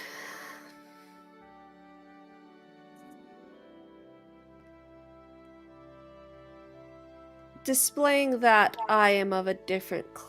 Well, I don't want to say class. It sounds pretentious, but I don't You can work say in that the in field here, that dude. some people do. Ah, I see. Understood. Of course, of course. Well, to be honest with you, some of those floozies down there, I don't know what they're making their dresses from, but it's not from here. And you see her like she throws the dress, she throws the clothes up, they flow, and you see her like kind of like walk and follow them. I will be right back. I will find it. You see her go back. At this point, you see someone else walk in. Kara, give me an insight check. Sorry, Siobhan, give me an insight check. Iliar, give me an insight check. One of your many names. God,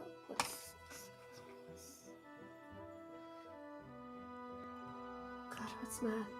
22. 22. Cool. With a 22,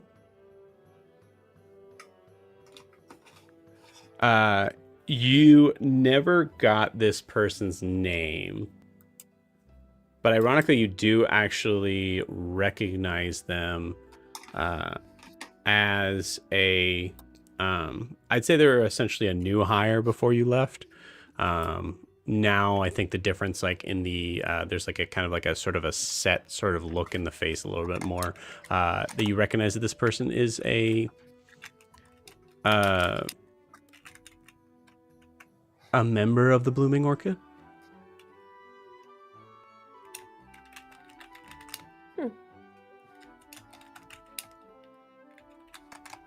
You're not entirely sure if they're a Violet sister, but they're definitely a member of the Blooming Orchid. Mm-hmm. So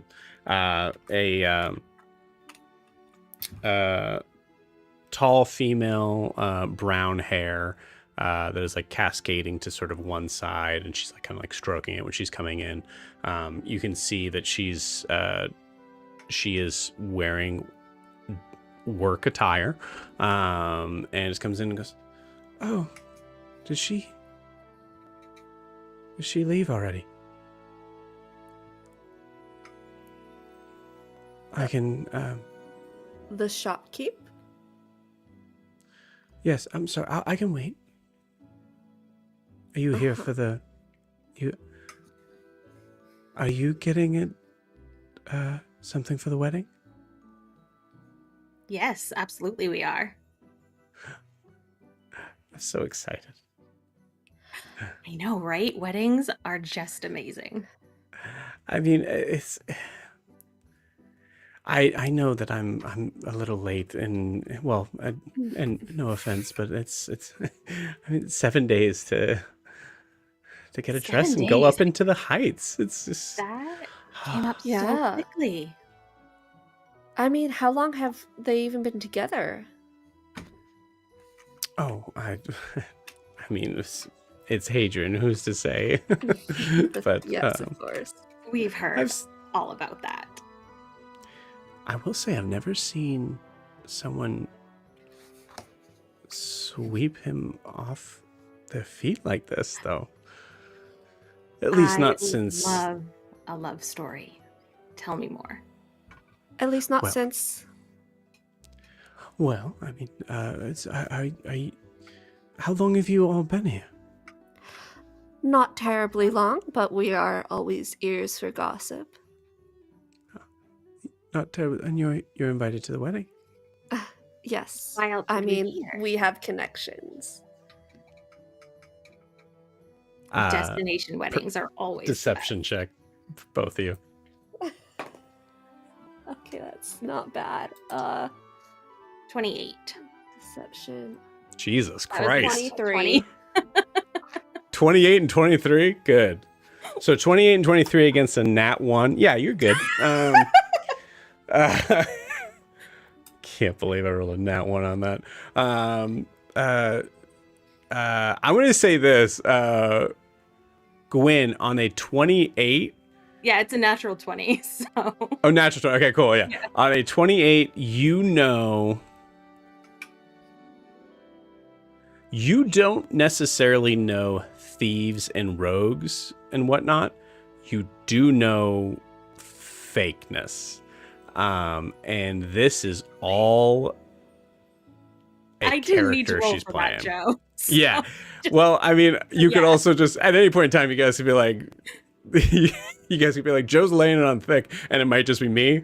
So I'm making sure that you know that she's laying it on thick in the idea that, yeah, she's a cute, innocent sort of female that is almost has a helpless look to her. But both of you see right through that. Gwen has used that exact thing many times. So. Yeah. So yeah, she goes, oh, okay. All right. Well, here. What's your name you're again? right. I don't think we got it. Oh, Felicity. Felicity. Oh, so pretty. Thank It's gonna you. look really great on like the little name cards that go on the tables. Oh God, I hope I get one of those. But what were you saying about? Oh, so, well, I guess there was some time where, you know,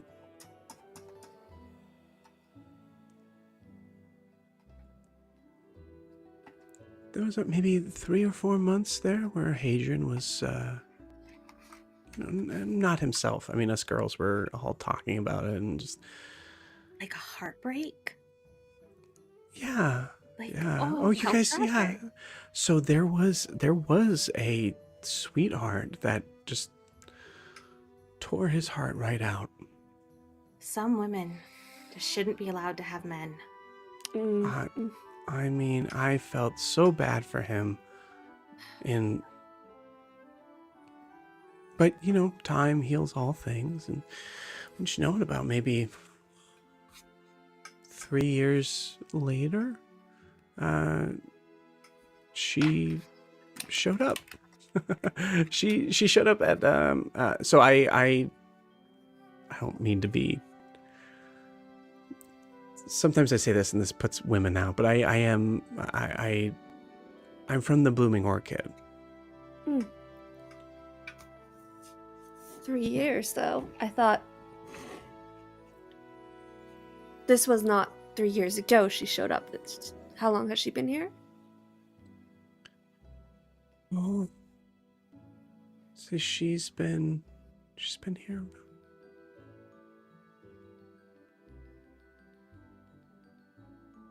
Would it be 7 years since you've? Okay. Yeah, yes. 7 years. So she's been here 4 years. 4 years. Yeah, 4 years. And she works at the Bloomin' Orchid with you. Yeah, well, I don't know.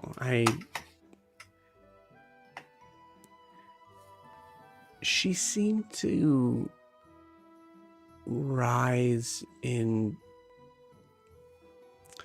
She's a very charismatic person, and you know, when you have it all, I guess, you rise in ranks pretty fast. I would say she didn't really work at the Blooming Orchid for very long.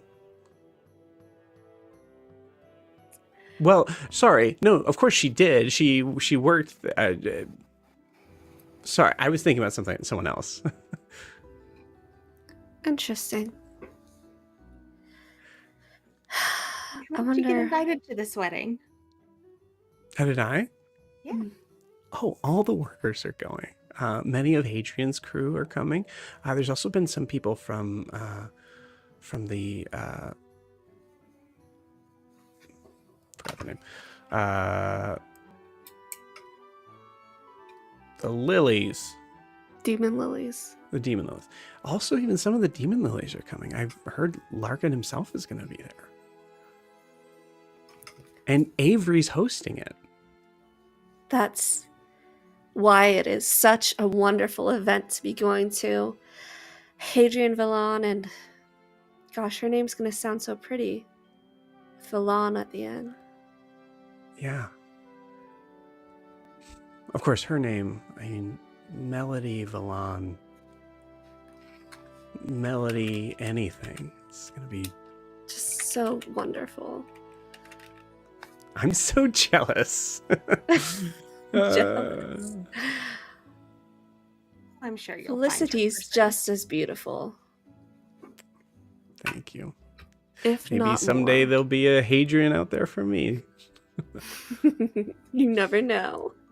But in the meantime... Weddings are a great Gosh. place to find your person.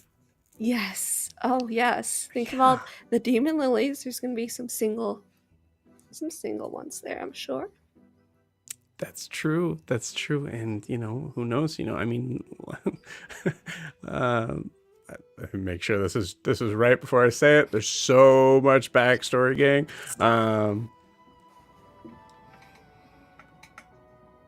I'm going to say it, and if you need to correct me, go for it. Okay. And, who knows? Larkin never seemed to find that one. So... You know what? I admire a woman who aims for the top.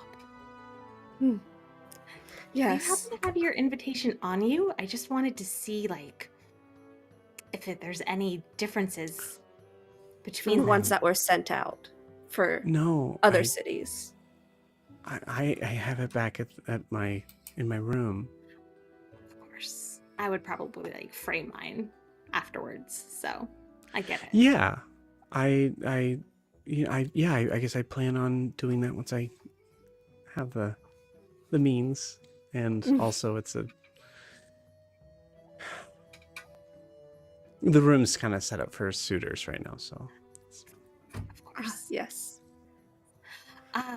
So what were you thinking for your outfit? Because we just saw the best, I can't even believe that it hasn't been picked up yet. Yeah, it's like kind of pantsuit style with the off the shoulder. It's very regal, but also says woman in charge, It looks so good with your coloring. Mm-hmm. well, I'm picking up, so Oh, Of course. naturally. I did go in a different direction, and at this point Vesper, who saw, didn't interrupt, went in the back and comes out with a it's in a covered cloth, but of course she kind of unzips it to show, and it is a flowing white and gold gown. Real question, and Yeah. probably this would be more for Siobhan, but is it custom for the bride to wear white? Of course. Okay, Yeah. then Yeah. Yeah. try to I think of funnier, talking her into the pantsuit or letting her wear white to the wedding. Yeah. Oh, I think Gwen, you rolled a nat 20 on this.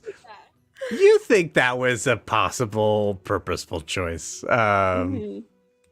Yeah. of like, I'm going to be the talk of the town no matter what. Gwen's just gonna let it play out because both are hysterical.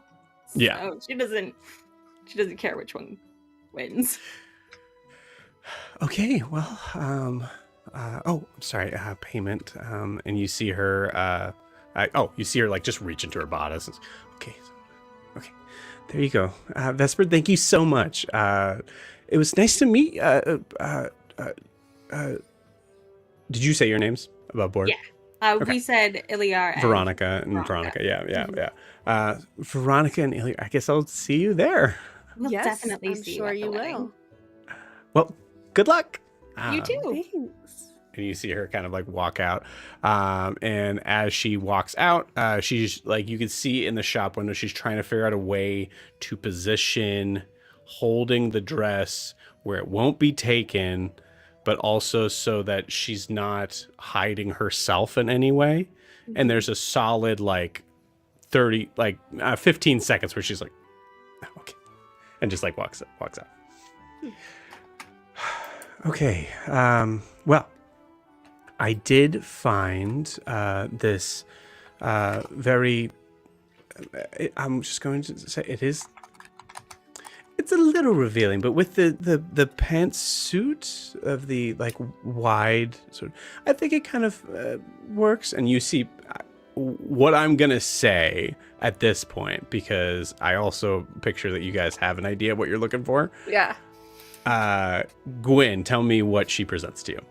Okay, so for Gwen, it is a one-piece sort of jumpsuit sort of thing with flowing, like wide legs, and then a top that is kind of like corsety, but made mostly of like lace.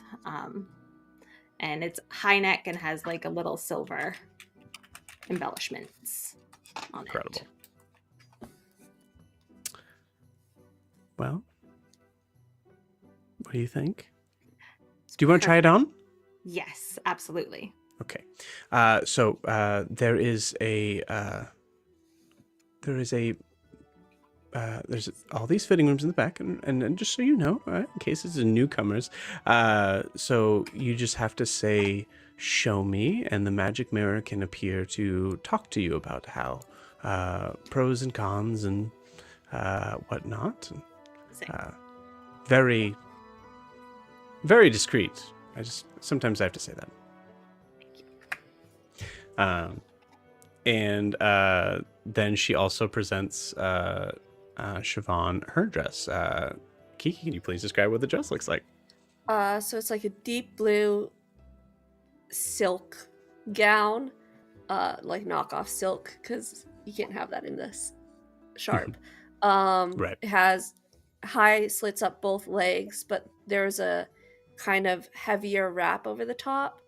The bodice and the corset have sewn in what like looks like intricate gold patterning, but it's definitely not gold silk at all. And the wrap is made of like a chiffon and a satin that kind of billows around her, and it ties in an intricate pattern to cover her up a little, but also still reveal a little, and it will be very convenient to reach her daggers and stuff she's going to strap to her legs later tonight. Cool. Awesome. Do you imagine that you wear like the same boots, or do you have to get a set of boots as well for it? And same thing, shoes, essentially, for both of you. I think Gwen would not pass up a chance to buy new shoes. So. Cool. Yeah, and I think Siobhan would get nice knee-high boots. And at least if Vesper has sheaths, like inner thigh sheaths, she'll get them. If not, she's just gonna get like a couple leather This is Dair's garter Wharf. straps. Absolutely, Yeah. she has that. So yeah. she's gonna get some thigh sheaths, 2 for the like upper inner thigh for her daggers, and then see if she can't get a little kind of lower leg one that's big enough to hold the rat trap. Okay. Roll me a d20 on that. The upper one, I will say also, when you ask for it, she has the like sheath that has the like sort of the wrap around it. You do notice that it does have on the like inner thigh, there's a little picture of an orchid, like a little like etching of it. That's a natural 20. Okay, yeah, then absolutely. There is a lower piece that do you like I would say with a nat 20, you don't even need to explain what it is so that like there's no weird sort of like conversations there. You just happen to spot it and you're like, I also need that as well to be able to kind of hide the rat trap. I imagine it's like what, like this big, the rat trap? Or is it smaller? Yeah, or bigger? I'd say about this big. So imagine it's probably like a book holster that a wizard might get, but she's gonna make it work for this. Cool. I love it. Awesome. She does like Vesper does offer like also if you needed me to put something over that emblem, it's just I usually make these for a very specific clientele. Yes, if we could, that would be grand. Absolutely. What do you want me to sew over it? Can you do a primrose? I'll see what these fingers can do. She goes to the back. I'm going to say with that nat 20, we're going to carry that over. Absolutely. Awesome. Cool. So, say, Siobhan, you experienced the magic mirror before. Mm-hmm. So, it's up to you whether or not you like engage it. Gwen, do you engage the magic mirror? I think she does. She's interested to see how it works, mostly. You got it. So you say, "Show me." Show me. And this figure appears in a very like your reflection changes or basically kind of changes to a second of like looking like you're actually looking down a hallway, and you see this rather dashing looking red tiefling comes up in a like full like regal sort of with like a cravat and all that, like all the looks. All right, lovely. What do we have here? Oh my goodness, that is working. I like it. Thank you. Oh, what do you think? And flips like kind of like does this, and the like the image sort of flips to you, seeing yourself. Anything you need as far as minor alterations? I can. No, it possibly actually adjust fits it. perfectly. And Gwen, she knows she looks good. She's actually more interested in seeing if she can figure out what sort of spells are on the mirror as this is happening. Interesting. Roll me an Arcana check. That is only a 14.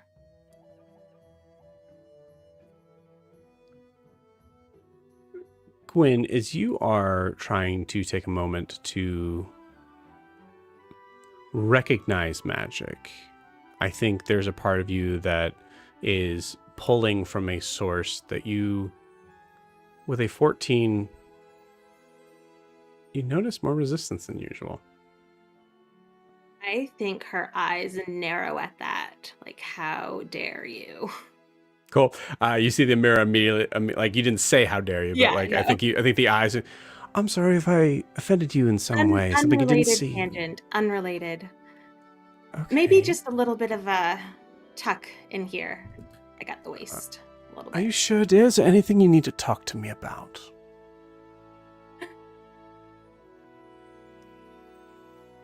Just reevaluating a few things in my life right now. Is that what this getup is? Is a time for you to...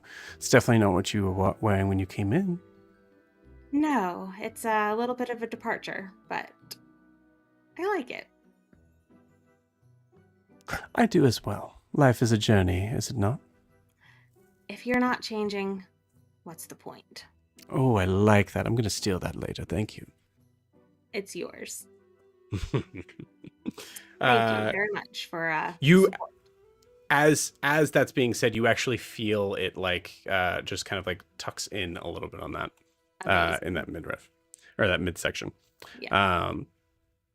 And probably awesome. she probably does need it hemmed a little bit because she's short. Pantsuits usually need to be hemmed, so Right, I love it. so we'll hem it to the right length. You got it. Cool.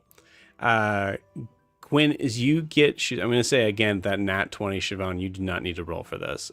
Gwen, as you try to get shoes that match, you can tell me what the shoes look like. That's not what this is. But I would like a Constitution saving throw with advantage. 18. 18. Please tell me what you get. I think that they are just simple black heels. Cool. Maybe a little bit higher than she usually does, but not so high that she can't like walk in them. Yeah.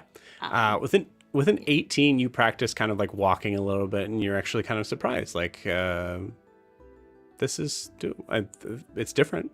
I feel tall. She might be 5 now instead of 5'2". Wow. Mm-hmm. Yeah. Incredible. But you notice that you feel like you can walk fine. And that was what the con save was on. Cool. How do you walk in these shoes? Amazing. She's been wearing boots for quite a while now, so it's an adjustment. I love it. Cool. And then Siobhan, again, the nat 20, you're not going to have to roll for this. Do you engage the mirror? I don't think she would. Cool. I feel like if she doesn't know for sure, she thinks that these mirrors are definitely like they're gonna tell Vesper. They talk shit, so she's not gonna talk to the mirrors. You got it. I will say, in reference to like memories of you going through here, and also asking what the other people see on there, it's never a red tiefling for you.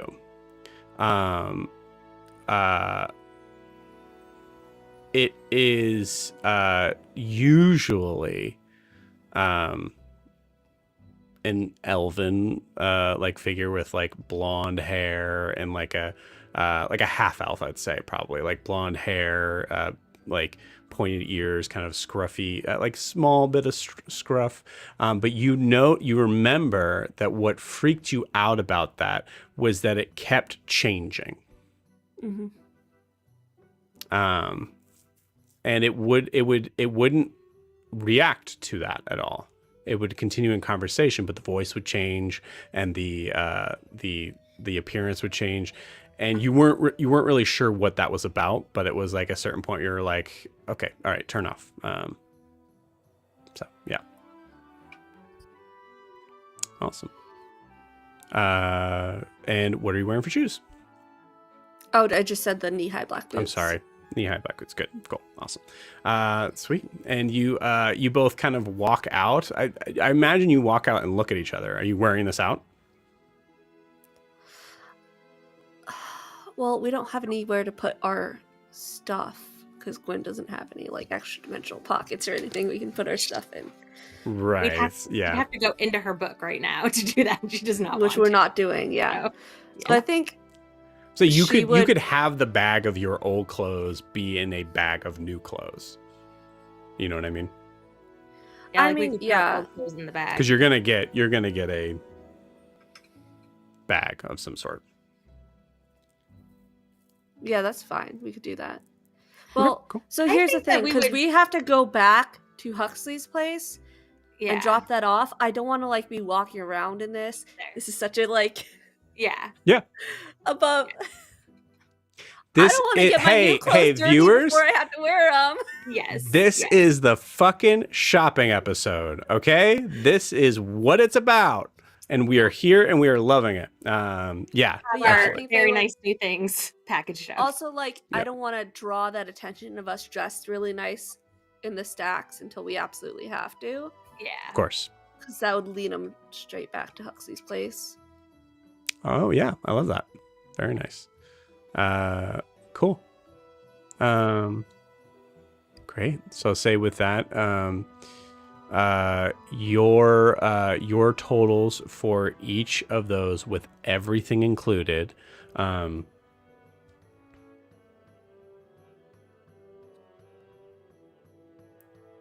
Okay. Not too bad. I would say so Siobhan, for what you're getting, with the like idea of like the sheaths and like the other sort of things for like weapons and stuff, it's 15 gold. Gwyn, for you it's 10.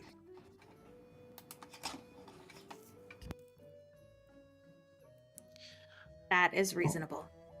All right. Well, of course, if there's anything else you need, please let me know. Just something I have to say above board. No refunds if it does come back altered in any way. But if there's anything you need for any future things, I will be here.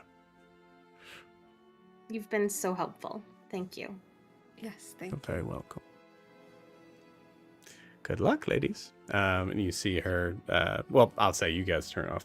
You turn off and you walk out into the very quickly light of the setting sun. And with that, we're going to take our 10-minute break. So, we'll see you guys in 10 minutes.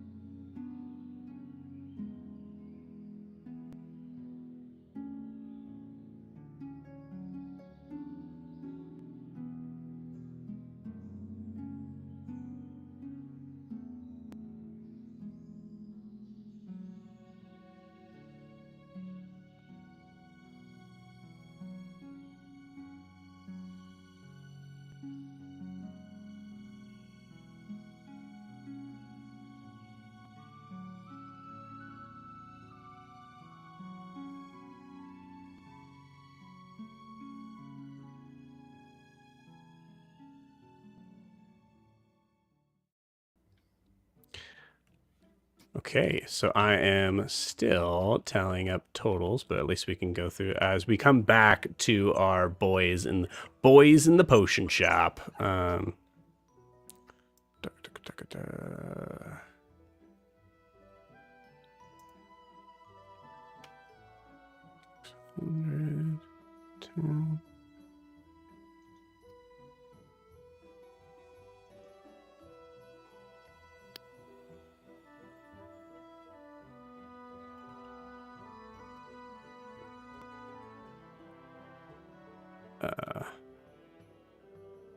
And this is a magical antidote, right? Yeah, so say.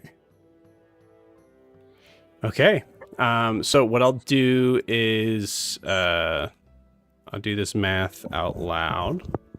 The potion of mind shielding is 500 gold. The vial of poison is 100 gold. The vial of truth serum is 300 gold. The handy spice pack is only 100 gold. The 6 greater healing potions is 600 gold. Tanning leather oil, just 10 gold. The shadow fern, because it wasn't the ember balloon, it was a shadow fern. Shadow Fern, sorry. Yeah. It's 1,000 gold. Sleeping powder is 500 gold. And then anti-venom is 300 gold. So 3410 would be the total. You got it. Sweet. God. And I will say, like, in the point of, like, any, like, thought of haggling, this being doesn't understand the concept. I mean, understands the concept, but does not abide by that at all.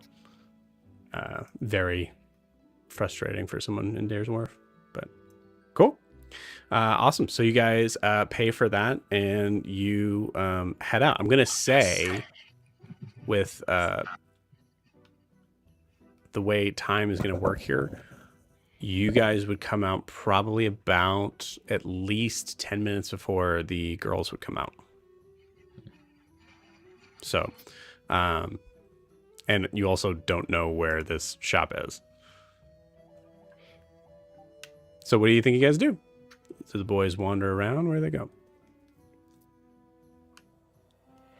So you're not out. Well, you're not out in the street. There were some other things that we wanted, right?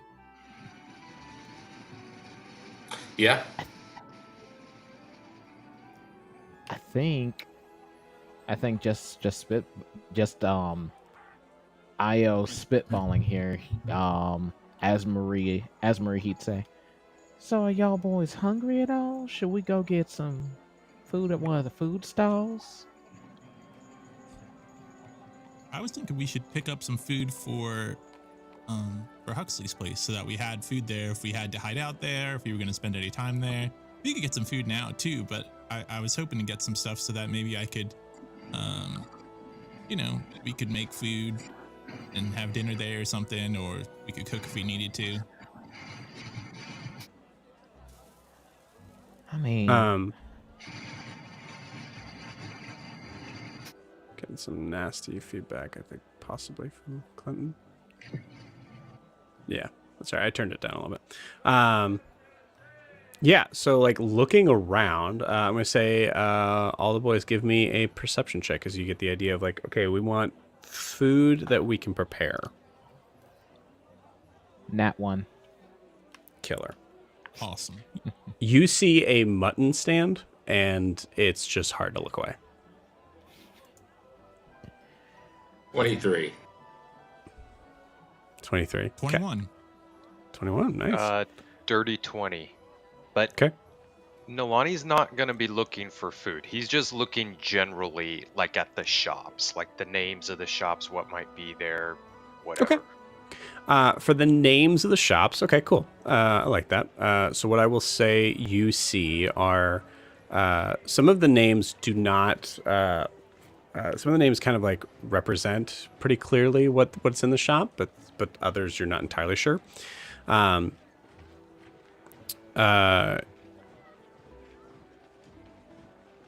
Specifically, let me help you out. Specifically, Okay. if he saw anything to do with the bowyer that Bowyer, would catch yeah. his attention, or Yeah. a weapon shop, if he could see them from where he's at. You got it. So here's what you see from your area where you're at. You see the swift arrow, obviously the bowyer. You also see a place that is that just says 9 secrets, and it is just all black. There's a light inside, but and 9 is spelled Nyne. You see there is a sign that says Silent Steel.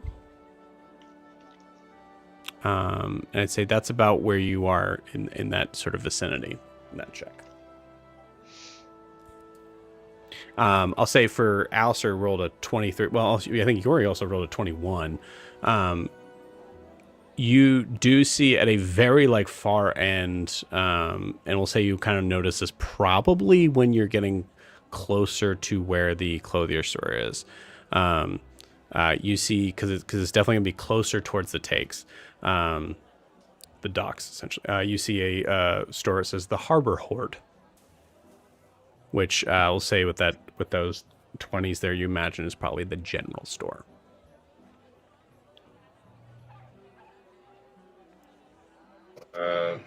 Go pick up some fruits and vegetables, Yori. Yeah, fruits and vegetables are nice. The mutton. No. Io Like- says this in Io's yes. voice instead of Yes. Marie's voice. Yes. Yes. Yeah, just full on breaks. It's like mutton. Maybe we can get something a little bit further away from Fenrir.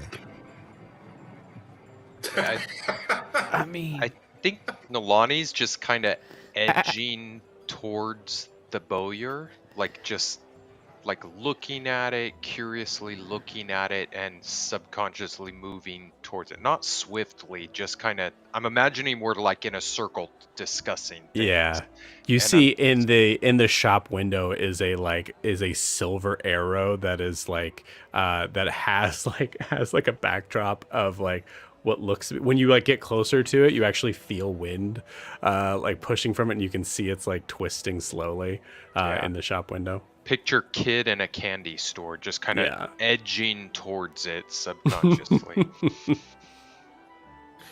I'm sorry, did you say we could hear a clanging of a hammer? You can't. I know that's a weird thing for me to hard know you on, but you do not hear a clanging of a hammer. Well, you did What say I will hammer. say is you do see a name that says Silent Steel on it. I mean, we could go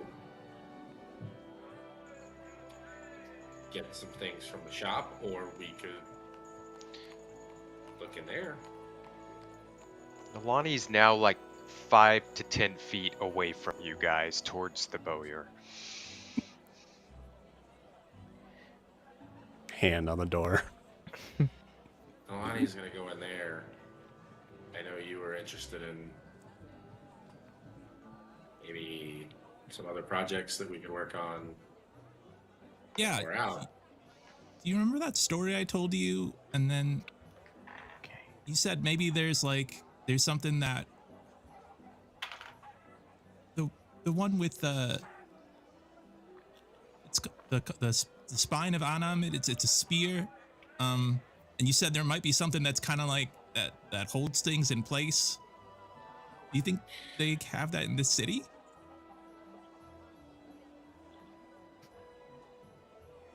I don't know if they'll have one, but But it's a doesn't thing mean- that people Yeah. that exists. Okay. Yes.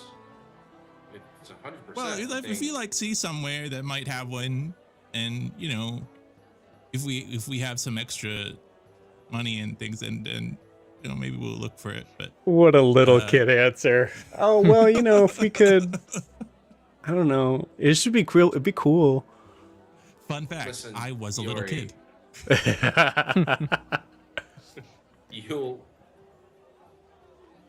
Ideas will always come to you when you least expect it. And I have found, for me at least, that when I have those ideas, I should gather everything that I have available at that time and store it so that when I'm able to actually go through with the idea, I'll have everything ready. So we may not find exactly what you want, but we can find some of the parts here, and we might find that. I mean, if anything, you said this thing was made out of like amazing materials and sturdy materials, and we're not gonna find those At the on mutton the stand. road. Yeah. And I think with that at the mutton stand, Marie has already started walking towards that stall. You have like a full like just turkey leg or some like or something in your hand. Like there's. You tell me what's in your hand. Yeah, I was thinking like a mutton hock and just chowing down on it. Like this was like, I didn't know I need this kind of hitting that kind of spot. Incredible. It is full like fair food level good. It's there's just so much bad for you in every bite. And it's just amazing. Yeah, I'd say a silver, I think. That's fair. Which is an upped price. But it's, it's fair food. Yeah. Nalani, roll me a wisdom saving throw.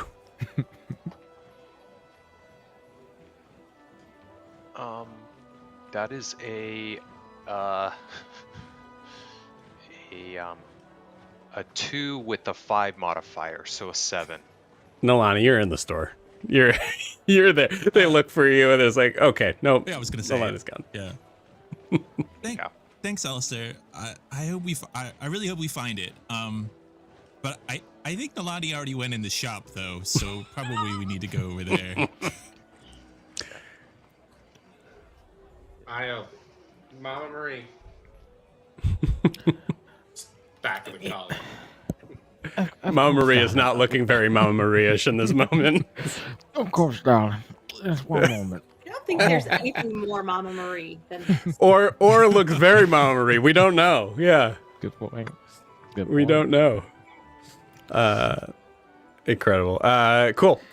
You hear the door swing out and in, and there's like an added sort of sound of a like each time the door's opened, and you see the first thing you see is a counter, and on the counter is a small halfling. Some of these I don't have images for. Sorry, gang. Yet, but a small halfling female with like chestnut brown hair, freckled cheeks, and like laser green eyes. She looks at you and goes, "Hi, welcome to the Swift Arrow. Can I help you out with anything? Also, there's an archery range out there, so you can inside that you can kind of just try out stuff. The walls did fall down, but we got them back up, so we're good to go on that. And don't worry. But if the walls do fall down, I just ask that you stop firing the arrows. I didn't think I would have to say that, but last time I did, and some people got hurt. So how can I help you?"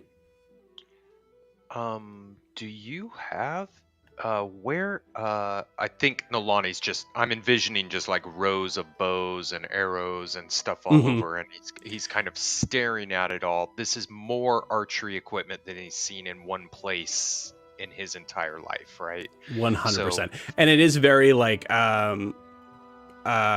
it's kind of like a I've been in a golf store before, so I imagine it's kind of like that. I don't play golf, but like where it's the like half of like you have all of these items, but then you also have a like space for you to try them out. I think Nolani's just like, yeah, Are you an archer? yeah, I know how You to look like shoot. an archer. I know how to shoot a little bit. Are there any special bows here? Oh yeah, absolutely. Hold on. And she jumps off her stool. Let me show you. And she runs over and shows you. Okay, so this one right here, you can see. You see how like big it is, right? Okay, cool, awesome. Watch my hand. Right, ready? And you see it transforms into a. It is a like a pocket-sized sort of thing where you can actually like hide it in a sword sheath. Or Wow. a large pocket of some sort. Wow. Yeah, pretty cool. Like, do you have any that like do a lot of damage or That's all based on the quality? person that's shooting. Like, and I pull out my bow. So I pull out the bow of the Silent Hunter and show it to her. And Oh, wow, look at that. Oh man. That is quite old, but really good workmanship. Where'd you get this? I made it. Oh, I made hi. it. Welcome to the Swift Arrow. There is a space back here for an archery range. We just asked that if the wall does fall down again, Yep. that you just pick it back up. Oh, okay, great, awesome. do you have better bows than this here, or maybe some arrows that I could pair with it that would be useful, or anything like that? Nolani, roll me an Arcana check, DC 5. 18. 18. The tricky part about most stores, and Nolani wouldn't know this, so I'm gonna kind of personify what happens in character, is that like most weapon stores don't necessarily have magical weapons. This is definitely one of those stores. However, you do notice that there are arrows that seem to be very oddly shaped, very sort of different textures with like the fletching and whatnot, that you do notice for sure. But as you ask that question, she goes, "No, I don't think we have anything this good." Wow, you made this bow? Yes, I did. I mean, it looks like it's over 100 years old. The wood was over 100 years old. I Okay. think while she's talking to him, She I think obviously doesn't believe you at all. while she's talking to him, Nolani's gonna start talking to Io because they were doing archery practice, and he just starts rambling to all this stuff. So you see these arrows are left-handed fletch versus a right-handed fletch, and that affects the way that it spins. And then look at this, and then when you bend these arrows, that's called the spine of the arrow, and the amount of flex has to do with the draw weight of the bow, and the heavier the draw weight, the harder the spine you need, and so that it doesn't wobble, and lets you put more weight in the front, and then you can have a stiffer arrow. And he's just rambling on about And archery full on, mechanics. Lyra jumps right into this conversation and like is just the same. Like I was like, "Oh, we talk bows over here." Okay, yeah. So yeah, the other thing too is so are you left-handed or right-handed? Have you ever shot with the other hand? This is a place you can actually try that out and just show this and just goes full nerd on bow stuff. The feeling Alistair should be getting right now is, we are never, ever, ever getting out of here unless I drag him. There is nothing useful for him that he needs in here, but he will stay here all night if I let him. Perfect. And he's starting to talk about shooting and testing a bunch of stuff, which will lead to probably 3 days here. Yep, love it. Nolani? Yeah, Alistair. Yeah, so you probably should learn some of this stuff too. So I know you probably haven't No. really studied much archery. Oh, we have but, a fledgling hunter here. Oh yeah, yeah, check this out. Okay, do so you have like maybe a junior high age bow? Because he's not that strong. He's not going to be able to. He's going to need to work his way up to a powerful yeah. bow. Yeah. Yeah. Maybe because Yeah. he can't, sometimes people can't listen to the people they know and learn from them. Maybe you can explain some of this. You got to pull with your back muscles, not your arm. Look at how thin his arms are. He's Now, Okay. not. now, Yeah. Nalani, Absolutely. you cannot be insulting this man's physique right in front of his son, as she gestures to Yuri. Now, Yep. Yori, he can pull back a big bow. Like, he probably needs one of these war bows, a Do you have 100-pound any of those draw cool weight. arrows that has like a fist on the front of it, so you like pull it back and Yes. like punches somebody, or like it Yes. splits into multiple arrows, or like turns into a rope, or like in stories they have all these cool arrows that like can, I don't know, they can change like into a Yeah, do you have any flaming arrows in Bird. here? Technically, all arrows can be flaming arrows if you put a flame on them. But to answer your question with the fist thing, also, sir, here you go, and gives Alistair a bright blue bow that is significantly shorter. Like, it's a long bow. Oh wait, no, but what it's- about but this it's a short pink bow. Camo? What about this pink camo one Yeah. right here? This is perfect, I think. Well, it just depends on how good he does with that. And then, so we do Yori, have you the should shoot fist some of arrows. these You see too. her like pull out a bunch of like arrows that do have the fist on them. We do have those. Yeah, and they break on impact. So it's also an arrow. Yori, do you want to shoot some of these bows? Bows aren't really exactly my thing. I like to more throw bigger things. Yeah, know. hammers. Oh, Like we an have axe. javelins, and she like grabs javelins too on that side. I'm gonna pause it here because again, as said, could be here all night. Siobhan and Gwyn, roll me survival checks.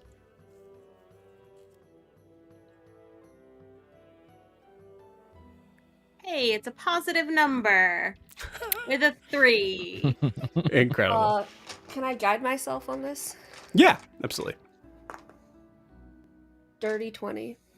Dirty 20. With a dirty 20, you are passing by the shops, and I think there's a part of you that like, because you're walking to the Whispering Vale. But there's a certain part of you as you're looking through looking at some of these shops, you do notice that overall, the shops look better than they have before. The Sharps itself is still like there's certain points where you notice that there was definitely someone who just stole something from someone else. As you can see them kind of like running really low to the ground, that like runs by, and you see, like you like kind of like put a hand out for like Gwyn to be like, okay, let him go. Yep. Nope. This like of like a sense of like it's no use chasing after them. So you still see that, but as you pass by some of these other shops, you notice that these shops seem to be doing okay for themselves. And I will say with a 20, you walk by the Swift Arrow, and there's just a moment where like you're walking and your feet just stop as you look at it, and you look at the picture of the arrow in the window. And it's up to you whether or not it's Siobhan going, for yourself, or knowing it caught my eye, so it definitely catches Nalani's eye.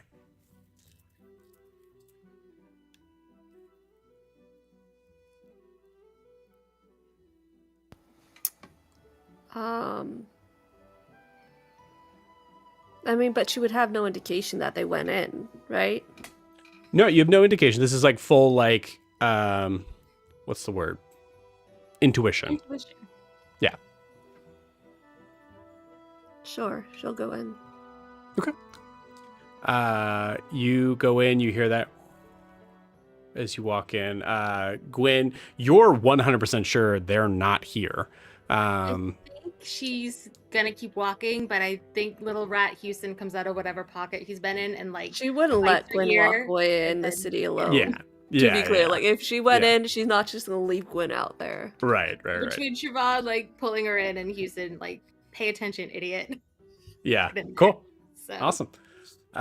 Sweet. You guys walk in and you see I think you see a scene of Nalani trying to like pick up Alistair's arms to show him like how to do it. And Alistair like Unhand me. Yeah, just like half fighting like it. Okay, all right, you guys are doing great. I'll be right back. Hi, welcome to the Swift Actually, Arrow. we're just here for them. Alistair, do you want to hit up that magic shop? Okay. Yes. Okay, So let's much. Awesome. Great. Well, because this is probably your first time in, I do have to say just real quick, if you do ever try to use the archery range, just make sure that the wall behind it is up. If it's not up, that means there are people on the other side that you could hit. So just make sure that you don't use the archery range if the wall is up. I'm usually here, but I do have other people that come in here, and sometimes I'm not sure if they say anything on that. But yeah, don't hit other people. You should just have people fill out a form. You should have a sign, and then you don't have to say it all the time. We had a sign. They shot right through it multiple times, enough to the point that it was illegible. You should carve it into the wall. That wouldn't help. That wouldn't help. They would just shoot. But her thank wall you. then. Okay. We're gonna go. Yeah. Okay, great. Awesome. Two other people come in. Hi, welcome to the Swift Arrow. So just a couple things up front, and like you guys are already out. Out of the store. Yeah. Murder. By the way, because no one asked, that is Lyra Hawkshot. Lyra. These Lyra. last names, Joe, are amazing. I love Thank them you. so much. They're super cool. Thank you very much. Honestly. There was a decree 10 years ago where everybody gets to decide their own last names. So Yep. everyone just wants something really cool. Oh, it's straight up like no one's real names are these names. They made them up. A lot of people in Dair's Wharf are like, you know, Bill, son of blank, because at some point in time they lost their last name because it didn't matter. Like nobody is gonna believe her name is actually Veronica for now. Like in the city of Thieves, they know. Yeah. Oh yeah. 100%. Gwen would have also dragged Io out if he wasn't actively engaged in the archery shenanigans. Yeah, aside from asking his 2 or 3 questions he got in about crossbows, he probably would be ready to leave too. You got it. Great. All right, you guys head back out onto the streets. So Nalani's gonna stay, and I think as they leave, Nalani looks at her for really the first time. Like, he obviously noticed her when they walk in, but he's feeling oddly attracted to her because of subject. Remember, they're wearing their same clothes. No, I think he means to the halfling shopkeeper. The halfling shop owner. He's like, yeah. He's like, damn, Gwen. Yeah. Yeah, I was like, wait a minute, wait, what? No, they've left him alone here, and he's like having one of these moments of like, Incredible. So much. This is Found a soulmate. like how old is she? Like I know you gave a brief The description. one person you don't have a picture of. Yeah, one picture on a picture if you want to know. now. But he's not halfling- necessarily attracted to that. It's the subject matter, the commonality. Of course, yeah, I'm with you. I think so. She's a halfling, so it's extremely hard to tell. They have like very like, you know, like young sort of full faces. You do see that she is that.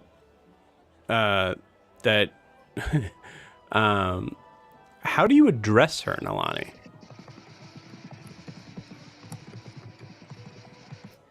I think he says, you seem to know a lot about bows. Where did you get all your knowledge from? Oh, Well, Clint, I'm going to mute you. Well, you know, from here or there, my father was a thief in Dair's Wharf, and his father. I'm actually the first of my family to not be in a life of crime, so. But, I mean, where did you learn archery? Well, you know, I a lot of late nights in the Warrens. You're not from around here. No, but you know, I'm traveling with that group, and none of them are really archers, and you of all people probably recognize how important it is to make sure your form is proper and the repetition is correct. Maybe Oh could yeah, we I mean that's like the most important thing to be able to know when you're pulling back. I mean you're putting your whole body into what you're doing. And if you're an archer, Yeah, you're an archer. exactly. See, you get it. Maybe would you mind maybe going to the archery range with me and watching me shoot a few arrows and make sure that I would love that. standing correct? And I think we both walk to the range and Okay, kind of cool. pursue this awkward interaction of Love it. Awesome. Nalani, roll me an insight check. I'm gonna say with disadvantage. Okay. That is a what's the modifier? 4. Cool. Do you think Nalani knows that Nalani is conventionally attractive? No. Great. Cool. With a 4, you are full unaware that Lyra is very much into you.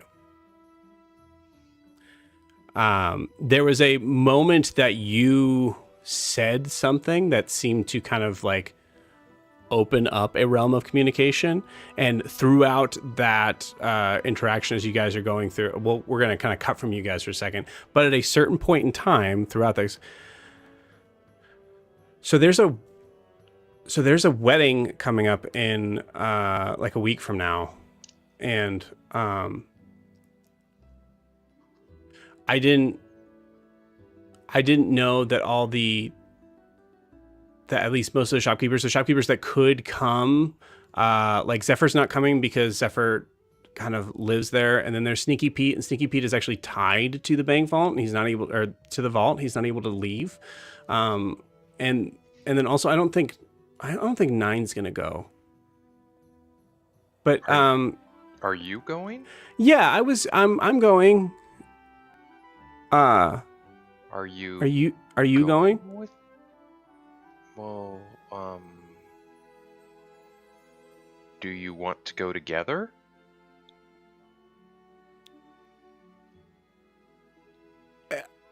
Yeah, I mean, think if you want to. I mean, I'm not saying we have to, but yeah, it would be fun, and we could talk about some archery stuff and stuff like that. Yes, that sounds like fun.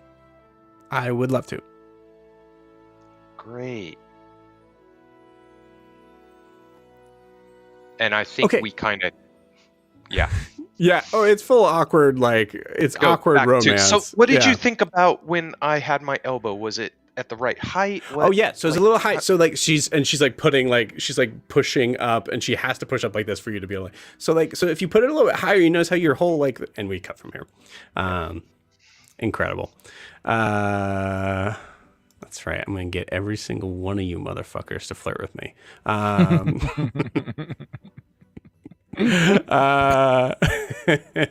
Beautiful. We're back. Problematic. Hey, come on, man. Yes, that's a good point. You gotta flirt with your friends in D&D or you're not playing right. You have another character in another campaign. I'll figure it out. That's true.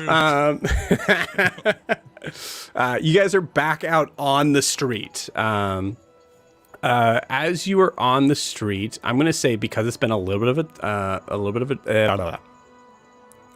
more time has passed. The street now is kind of in a new light. So I'm going to have perception checks from everybody except for Nalani. Okay, let's do a different dice this time. 15. 20. 8. 16. Cool. Okay. 14. Sweet. Alistair. Did you, what was your first roll was a dirty 20. You rolled a dirty 20 again? Nice. Well, that's beautiful. So what we're going to say happens there is that you notice that there's a lot of people here of various shapes and sizes, but you do notice that there is one person who is heavily cloaked, which is not weird because a lot of people are. But I think for you, like in an Alistair sort of way, you notice that there is a pack, like a small, like sort of like pack thing on his wrist. That you see like gloved hands, but you recognize that. And with both those dirty 20s, you notice that he has been in different spots, but never seems to be buying anything. It's kind of sitting, sort of like standing up against the wall. Seems like possibly like looking, but definitely lurking.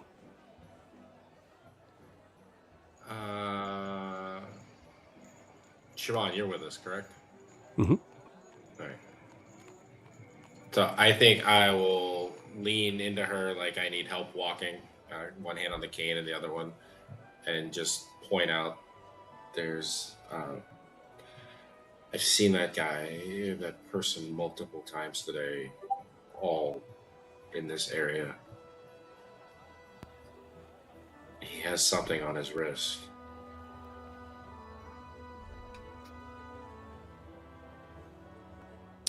Shivani, look in that direction.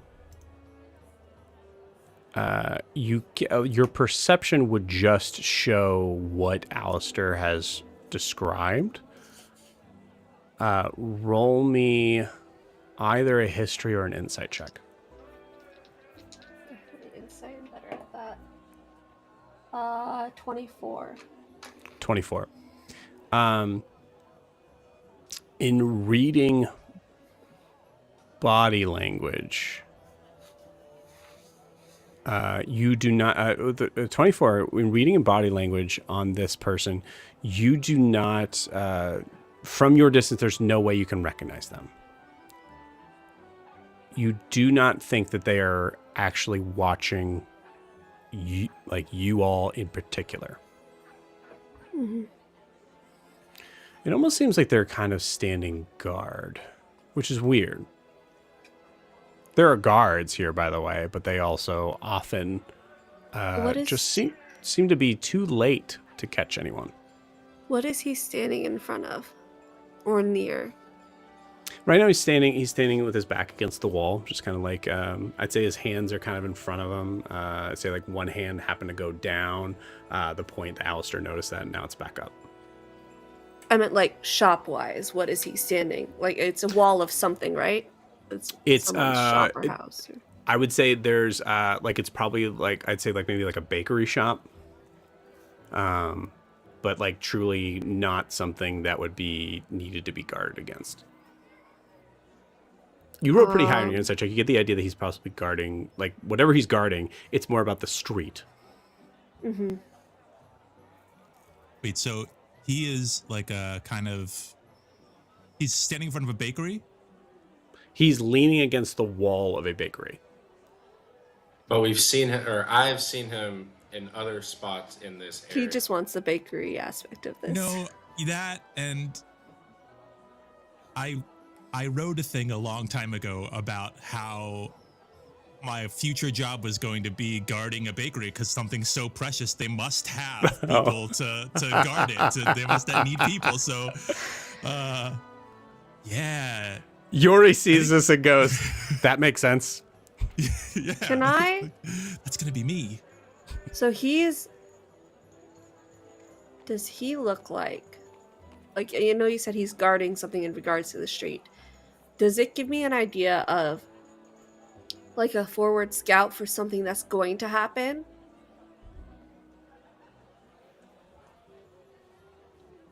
Would you roll a 24? Yeah.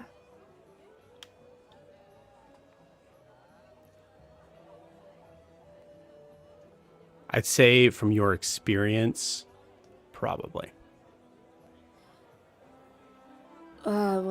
We should grab Nolani and head back to Huxley as soon as possible. I don't think we want to be on these streets much longer.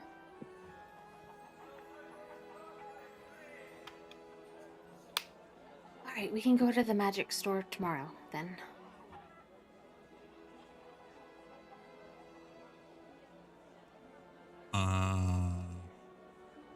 If nobody stops Yori, he's walking towards the guy. Yeah, I would grab him. Just want to make sure, because he's definitely trying to go talk to him, and also She's definitely trying to get us out of this area before whatever goes down goes down. Yori, roll me.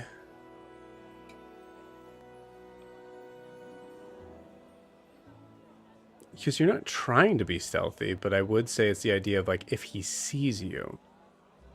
I think so he I guess understands part of that. Like when he's pulled back, Yori understands it is sort of like, right. But his ability to like look but don't look is not good. So he's probably like straight up kind of looking at him. Yeah. So I think it's just me rolling. I'm gonna say, because it's not anything based on you at all. Okay, cool. Doesn't seem to.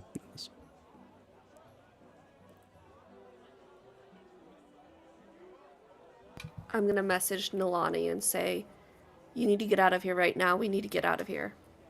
So where is the magic shop? Is it like on this street, or is it? Yeah, I'd say you guys are probably maybe like 30 feet from it. Okay, so, okay.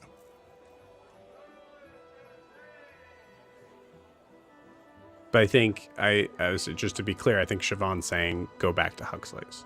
Yeah, I get that. I was just, curious. Yeah, kind of like...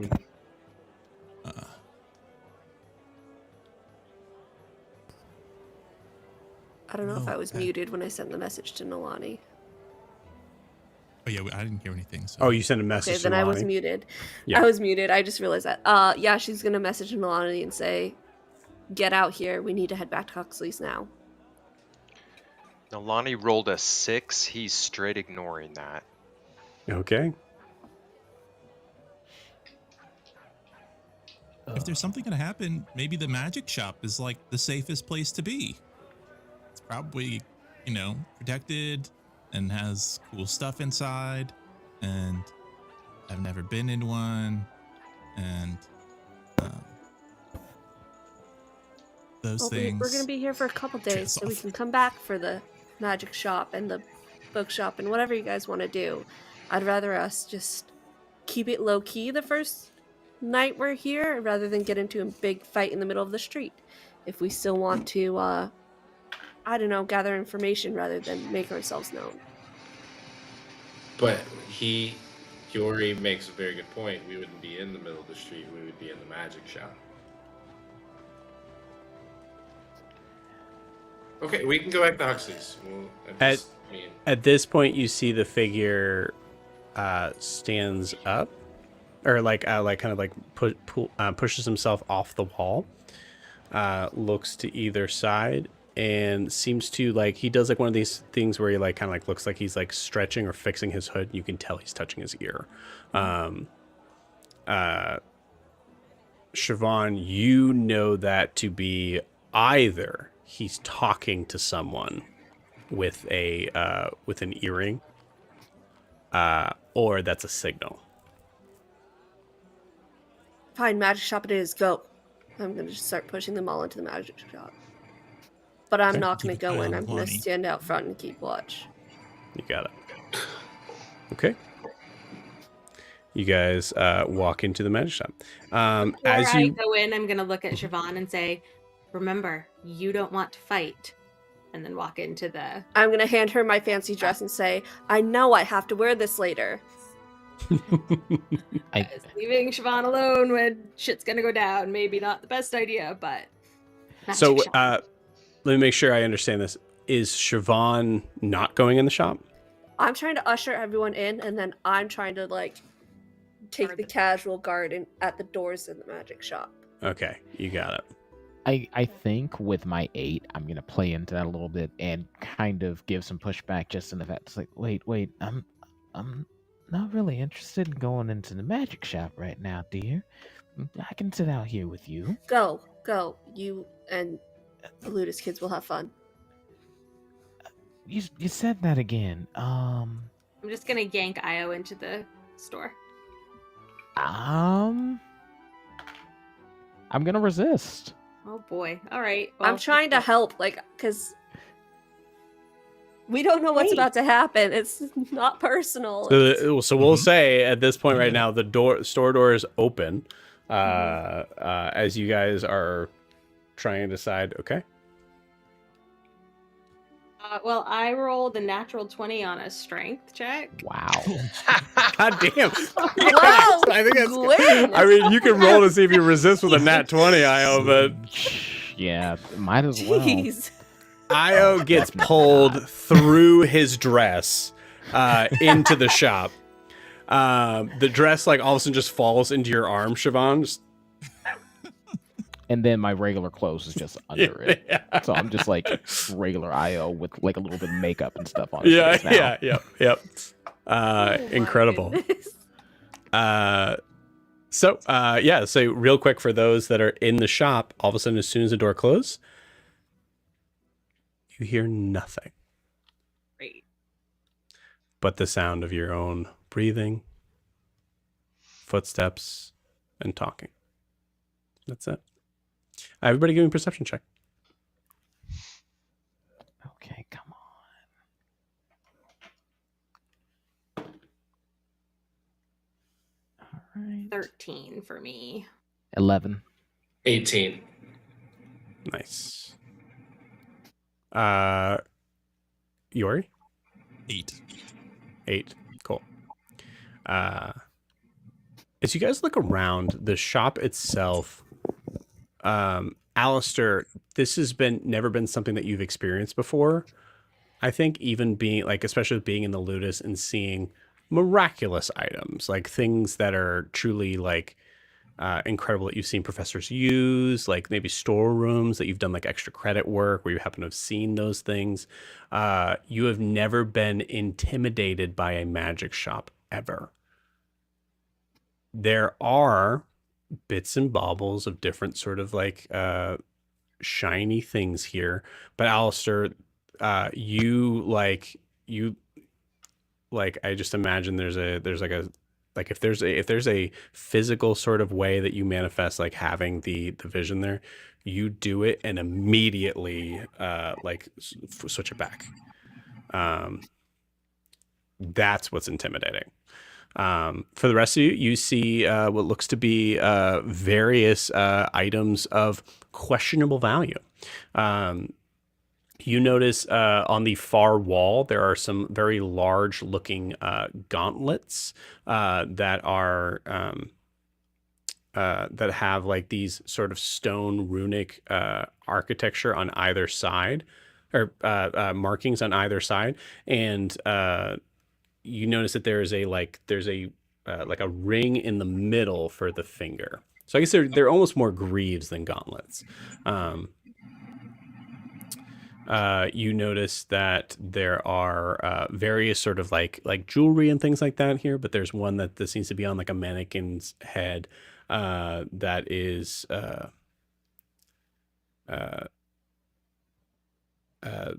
like a deep gold. Like you can tell just from the distance, like that's definitely real, and red rubies in the center. And amongst all of this, you see a small black cat. The cat itself has heterochromia eye, so one's green and one's yellow. Looks to have a interesting sort of like collar around its neck, and it's just kind of like walking among the things. You don't see any shop owner Houston here. hisses at it in a very cat-like way, even though he's a rat. You But, like, see, friendly hiss. yeah, you see the cat look in Houston's direction and continue walking. Io, you're back. I thought you were eaten by sharks. We had some other lady here for a while. But wait, is she okay? I'm sorry. Yeah, sorry I'm about sorry, that. little man. Gwen killed Mama I've- Marie. I'm gonna pick up Mama Marie's dress and shove it back in Io. Yours not that dumb, all right? So he is fully playing along with this. Yeah, for the record, Siobhan has it. It fell into Siobhan's arms, so He it's threw it not. back. Yeah. I threw it. I went. Right. And Oh, you it. threw it into the store? I thought you were throwing it on your back. Of like, okay. No, yeah. I'm getting rid of that. I don't. Yeah, Gotcha. so Okay. I, all I right. shove it all back into Io's arms. Incredible. All right. I am gonna go check out I want to look at the runes in the gauntlet, see if I can that'd be interesting to yours. I want to see if I can recognize them or see what's kind of going on there. You got it. So in the back of the room is kind of also where the cat is too. So as you approach, you see, you hear like a deep purr from the cat, as it kind of steps down, and then kind of like does the back sort of stretching, and then you hear a voice in your head. Hello. I'm hearing a voice in my head. Hi. Welcome to Nine Secrets. I am Nine. What can I help you with today? Yes. Can I? Okay. Oh.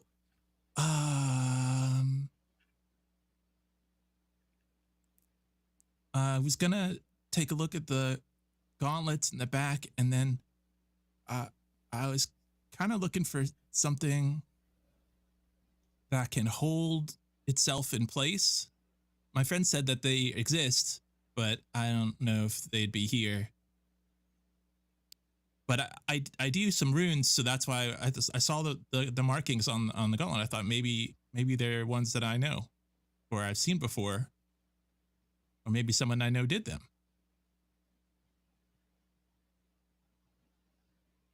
Small, but mighty.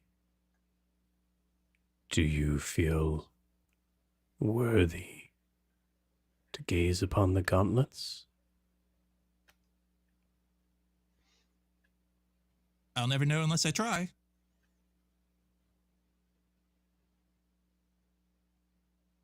Acceptable. By all means. And you see his kind of like gestures towards the wall. Same idea. You're talking out loud. The cat seems to just kind of like, and then like moves and like slinks his way past you as you look at the gauntlets. Go ahead and give me an Arcana check with advantage.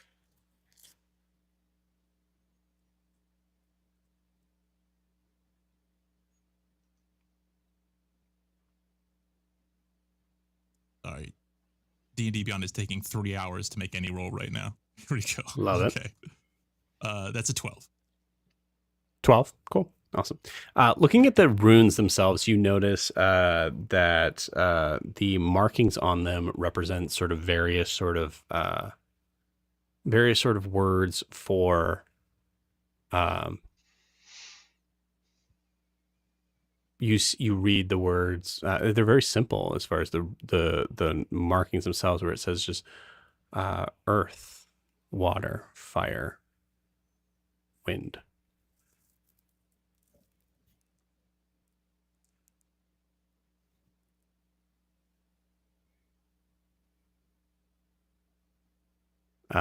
The cat moves up and like kind of brushes his this side along, brushes Io's legs.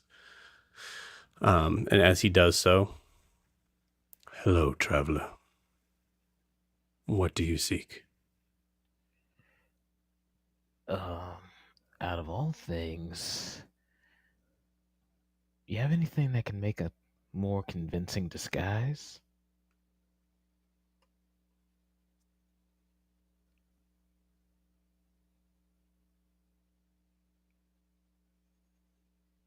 What is it you would like to disguise? My appearance, because I'm a bit easy to pick out of a crowd. It could be to my benefit in most cases, but I just want to be prepared in case it's better to go unseen, or at least beyond notice. The mightiest of heroes are recognized wherever they go.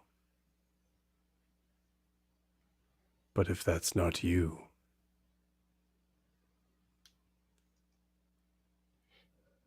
I'm sure I can find something. I mean, dang, kind of halfway roasted me there, but were you meaning more in a philosophical sense instead of like a literal sense then? And what am I looking for? You see like a flick of his tail as he walks away from you, not answering that question.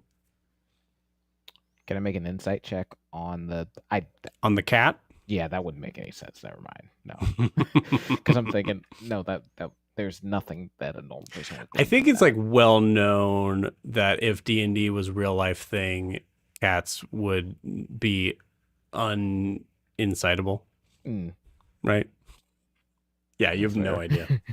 Like, is he fucking with me right now? Like, is this a big joke or is it real? Am I supposed to read into that? Did you just read my future? What is happening? You see, he stops and licks his paw and looks at Gwen.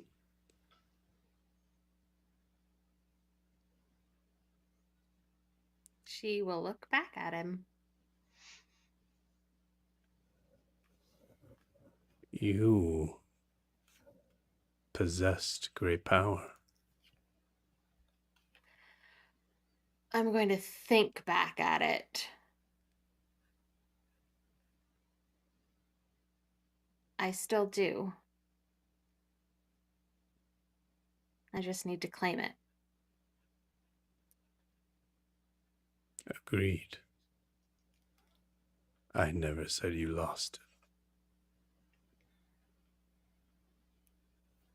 What is it you seek? Paper and ink. Gotta start all over again.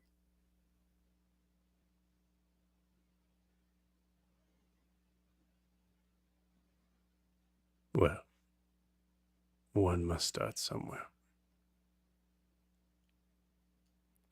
Moves past. And at this point, like for those that are hearing like auditory reactions or just seeing them staring, like at this point it's clear, Alistair, as the cat is kind of coming up to you like, okay, cool. Yep, the cat's the shopkeeper, right? Cool. Yep, why not? You already did warn him. Voice in the head. Yep. And 9 comes up to you and just sits and stares.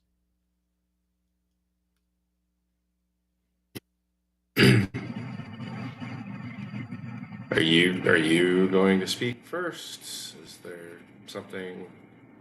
How does this work?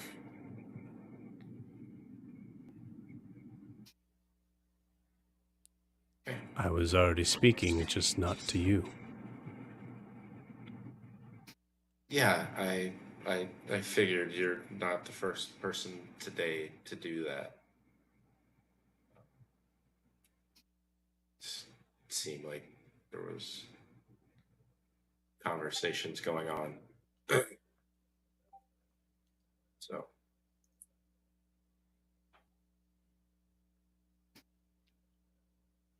It is clear what you seek, but unclear what you would find here.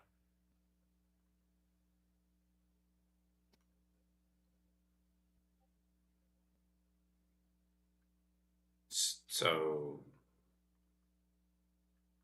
information is off the table? Not for sale?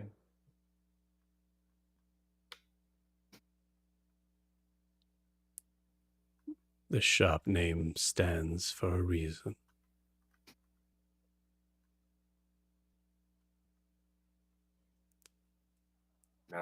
Nine secrets.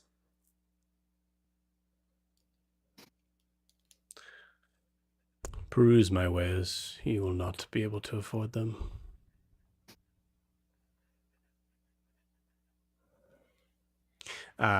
In response to those that ask for specific things, Yori, you do see 9 pulled down an immovable rod. Does the like cat thing where he just like walks up to a shelf and just knocks it down.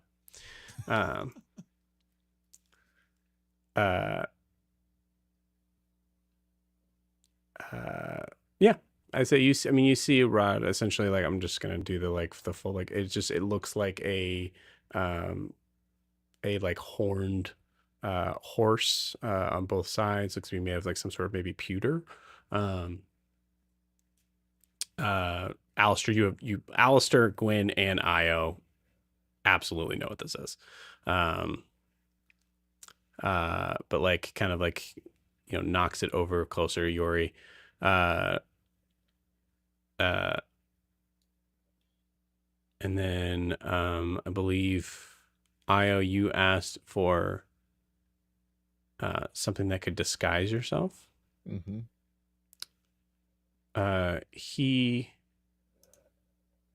Let's just do it this way. He puts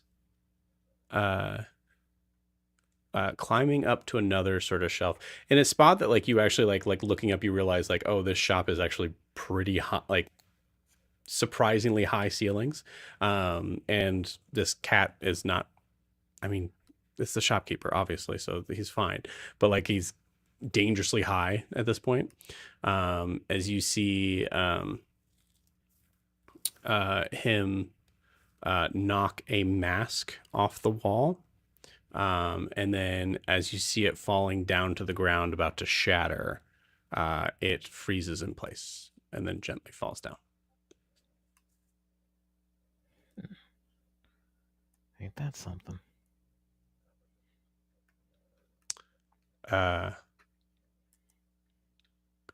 Gwyn, you see ink and paper appear in front of you on the ground. Awesome. 9 climbs back down to the ground, just licks his paw, and just sits and waits. I think I would look down at him and ask, do you have any spell scrolls available here?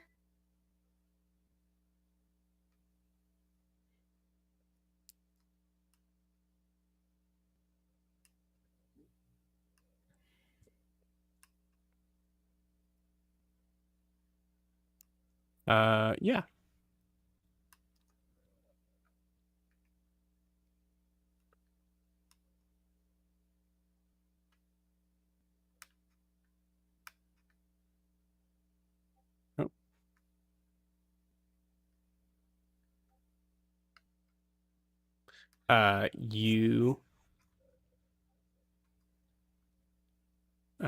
You see him run up to a sort of like small like cubby hole sort of thing that you can see is actually like filled with magical items, or like filled with with scrolls. And you see him like grab one with his teeth and kind of comes over and places it in front of you. Reading through it, you see it is a spell called Nathair's Mischief. Sounds fun. It is the least powerful I own. Gotta start somewhere. Nods his head towards you. Can I try this one? Try this out? And Dory kind of reaches for the rod. Yeah, he doesn't say anything. Watches you pick it up. Okay, pick it up, and I click whatever. I try to find a button and click it. Whatever you would do on it. Yeah. Yeah, you eventually kind of find, like, you've been told what it is. So I think you kind of get an idea of like that, and yeah, you click it.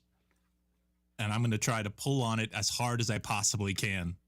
You got it. Go ahead and roll. Roll that athletics check.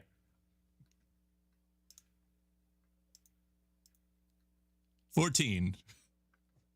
Yeah, no luck. You have it just fixed in a certain sort of like spot in the air, and it is just not moving.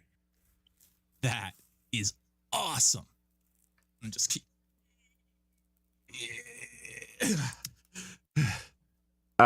9 doesn't say anything, but does the like cat thing where he like looks back at, we'll say, Gwyn, and like has the bored eyes. He gets an answering look from the rat. And Gwen. Yeah. But. Yep. Like also looks at the rat, like there's a moment of like, this is a rat, this is a cat, is there anything that's going to happen here? And you see there's a point where it's like there's an attitude where you recognize like, someone question it, go ahead, do it, like, yeah. Like, I dare you. Love it.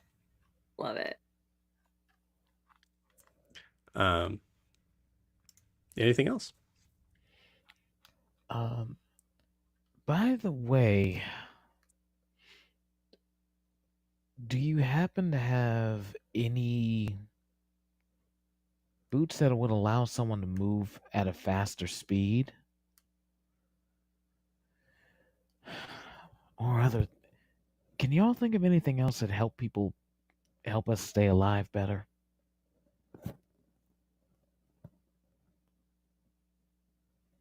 I can think of many things in my shop, but as I said. Well, yeah, I know you, Mr. Nine. I was talking about my compatriots here. Alistair, do you have Identify? I do. I don't have it on me at the moment, though. Oh, okay. Sorry. All right. That's okay. You have Ritual then? It would still take 10 minutes. But I didn't prepare it. So. Can't you cast Ritual spells without having prepared? No. You have to have them prepared. Maybe you have to have Is it because you're not a wizard? Yes. Gotcha. Yeah, only wizards can do that. Wizards can do without a feat. Okay. Yeah. Cool. It seems the shopkeeper doesn't want to do business with me, so I don't. Did you ask him for anything? And Yori is straight hanging from the Morana, just swinging back and forth now.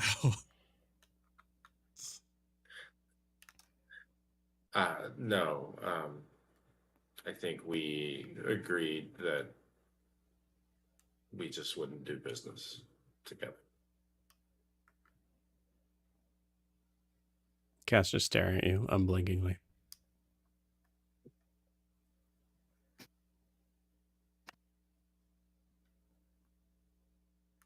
I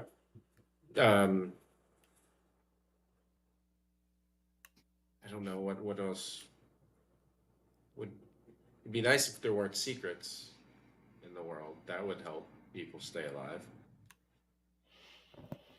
Sure. Or perhaps it is the secrets themselves that keep them alive.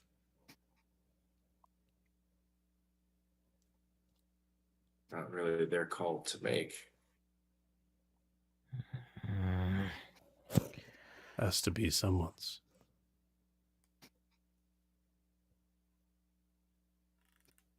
Why you? Oh yeah, secrets. I brought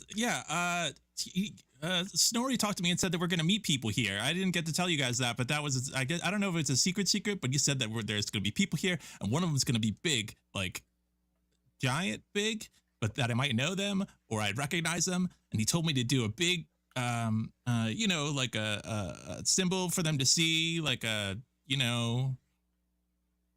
big thing. When did you talk to Snorri? He was on the ship.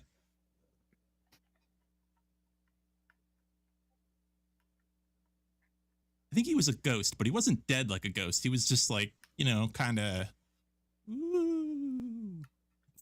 Like an astral projection. if you say so. It's basically Well- what you're going at, but Maybe we continue talking about that when we're done shopping. Oh yeah, I forgot last time because I was bringing it up, and then you guys were arguing about a different secret, and then I had meant to mention it so that when he said secrets, I thought about it, and then I just wanted it because otherwise I'd forget about it again, and then Okay, that's good. We won't forget about it. And she's thinking, like we did the bread, guiltily. Right. Mr. The cat might hear it. How much is the rod?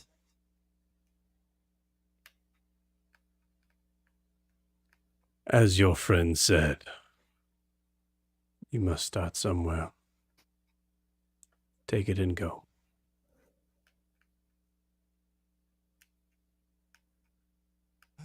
Okay, thanks. And he'll just straight up take it, click it, and then walk out.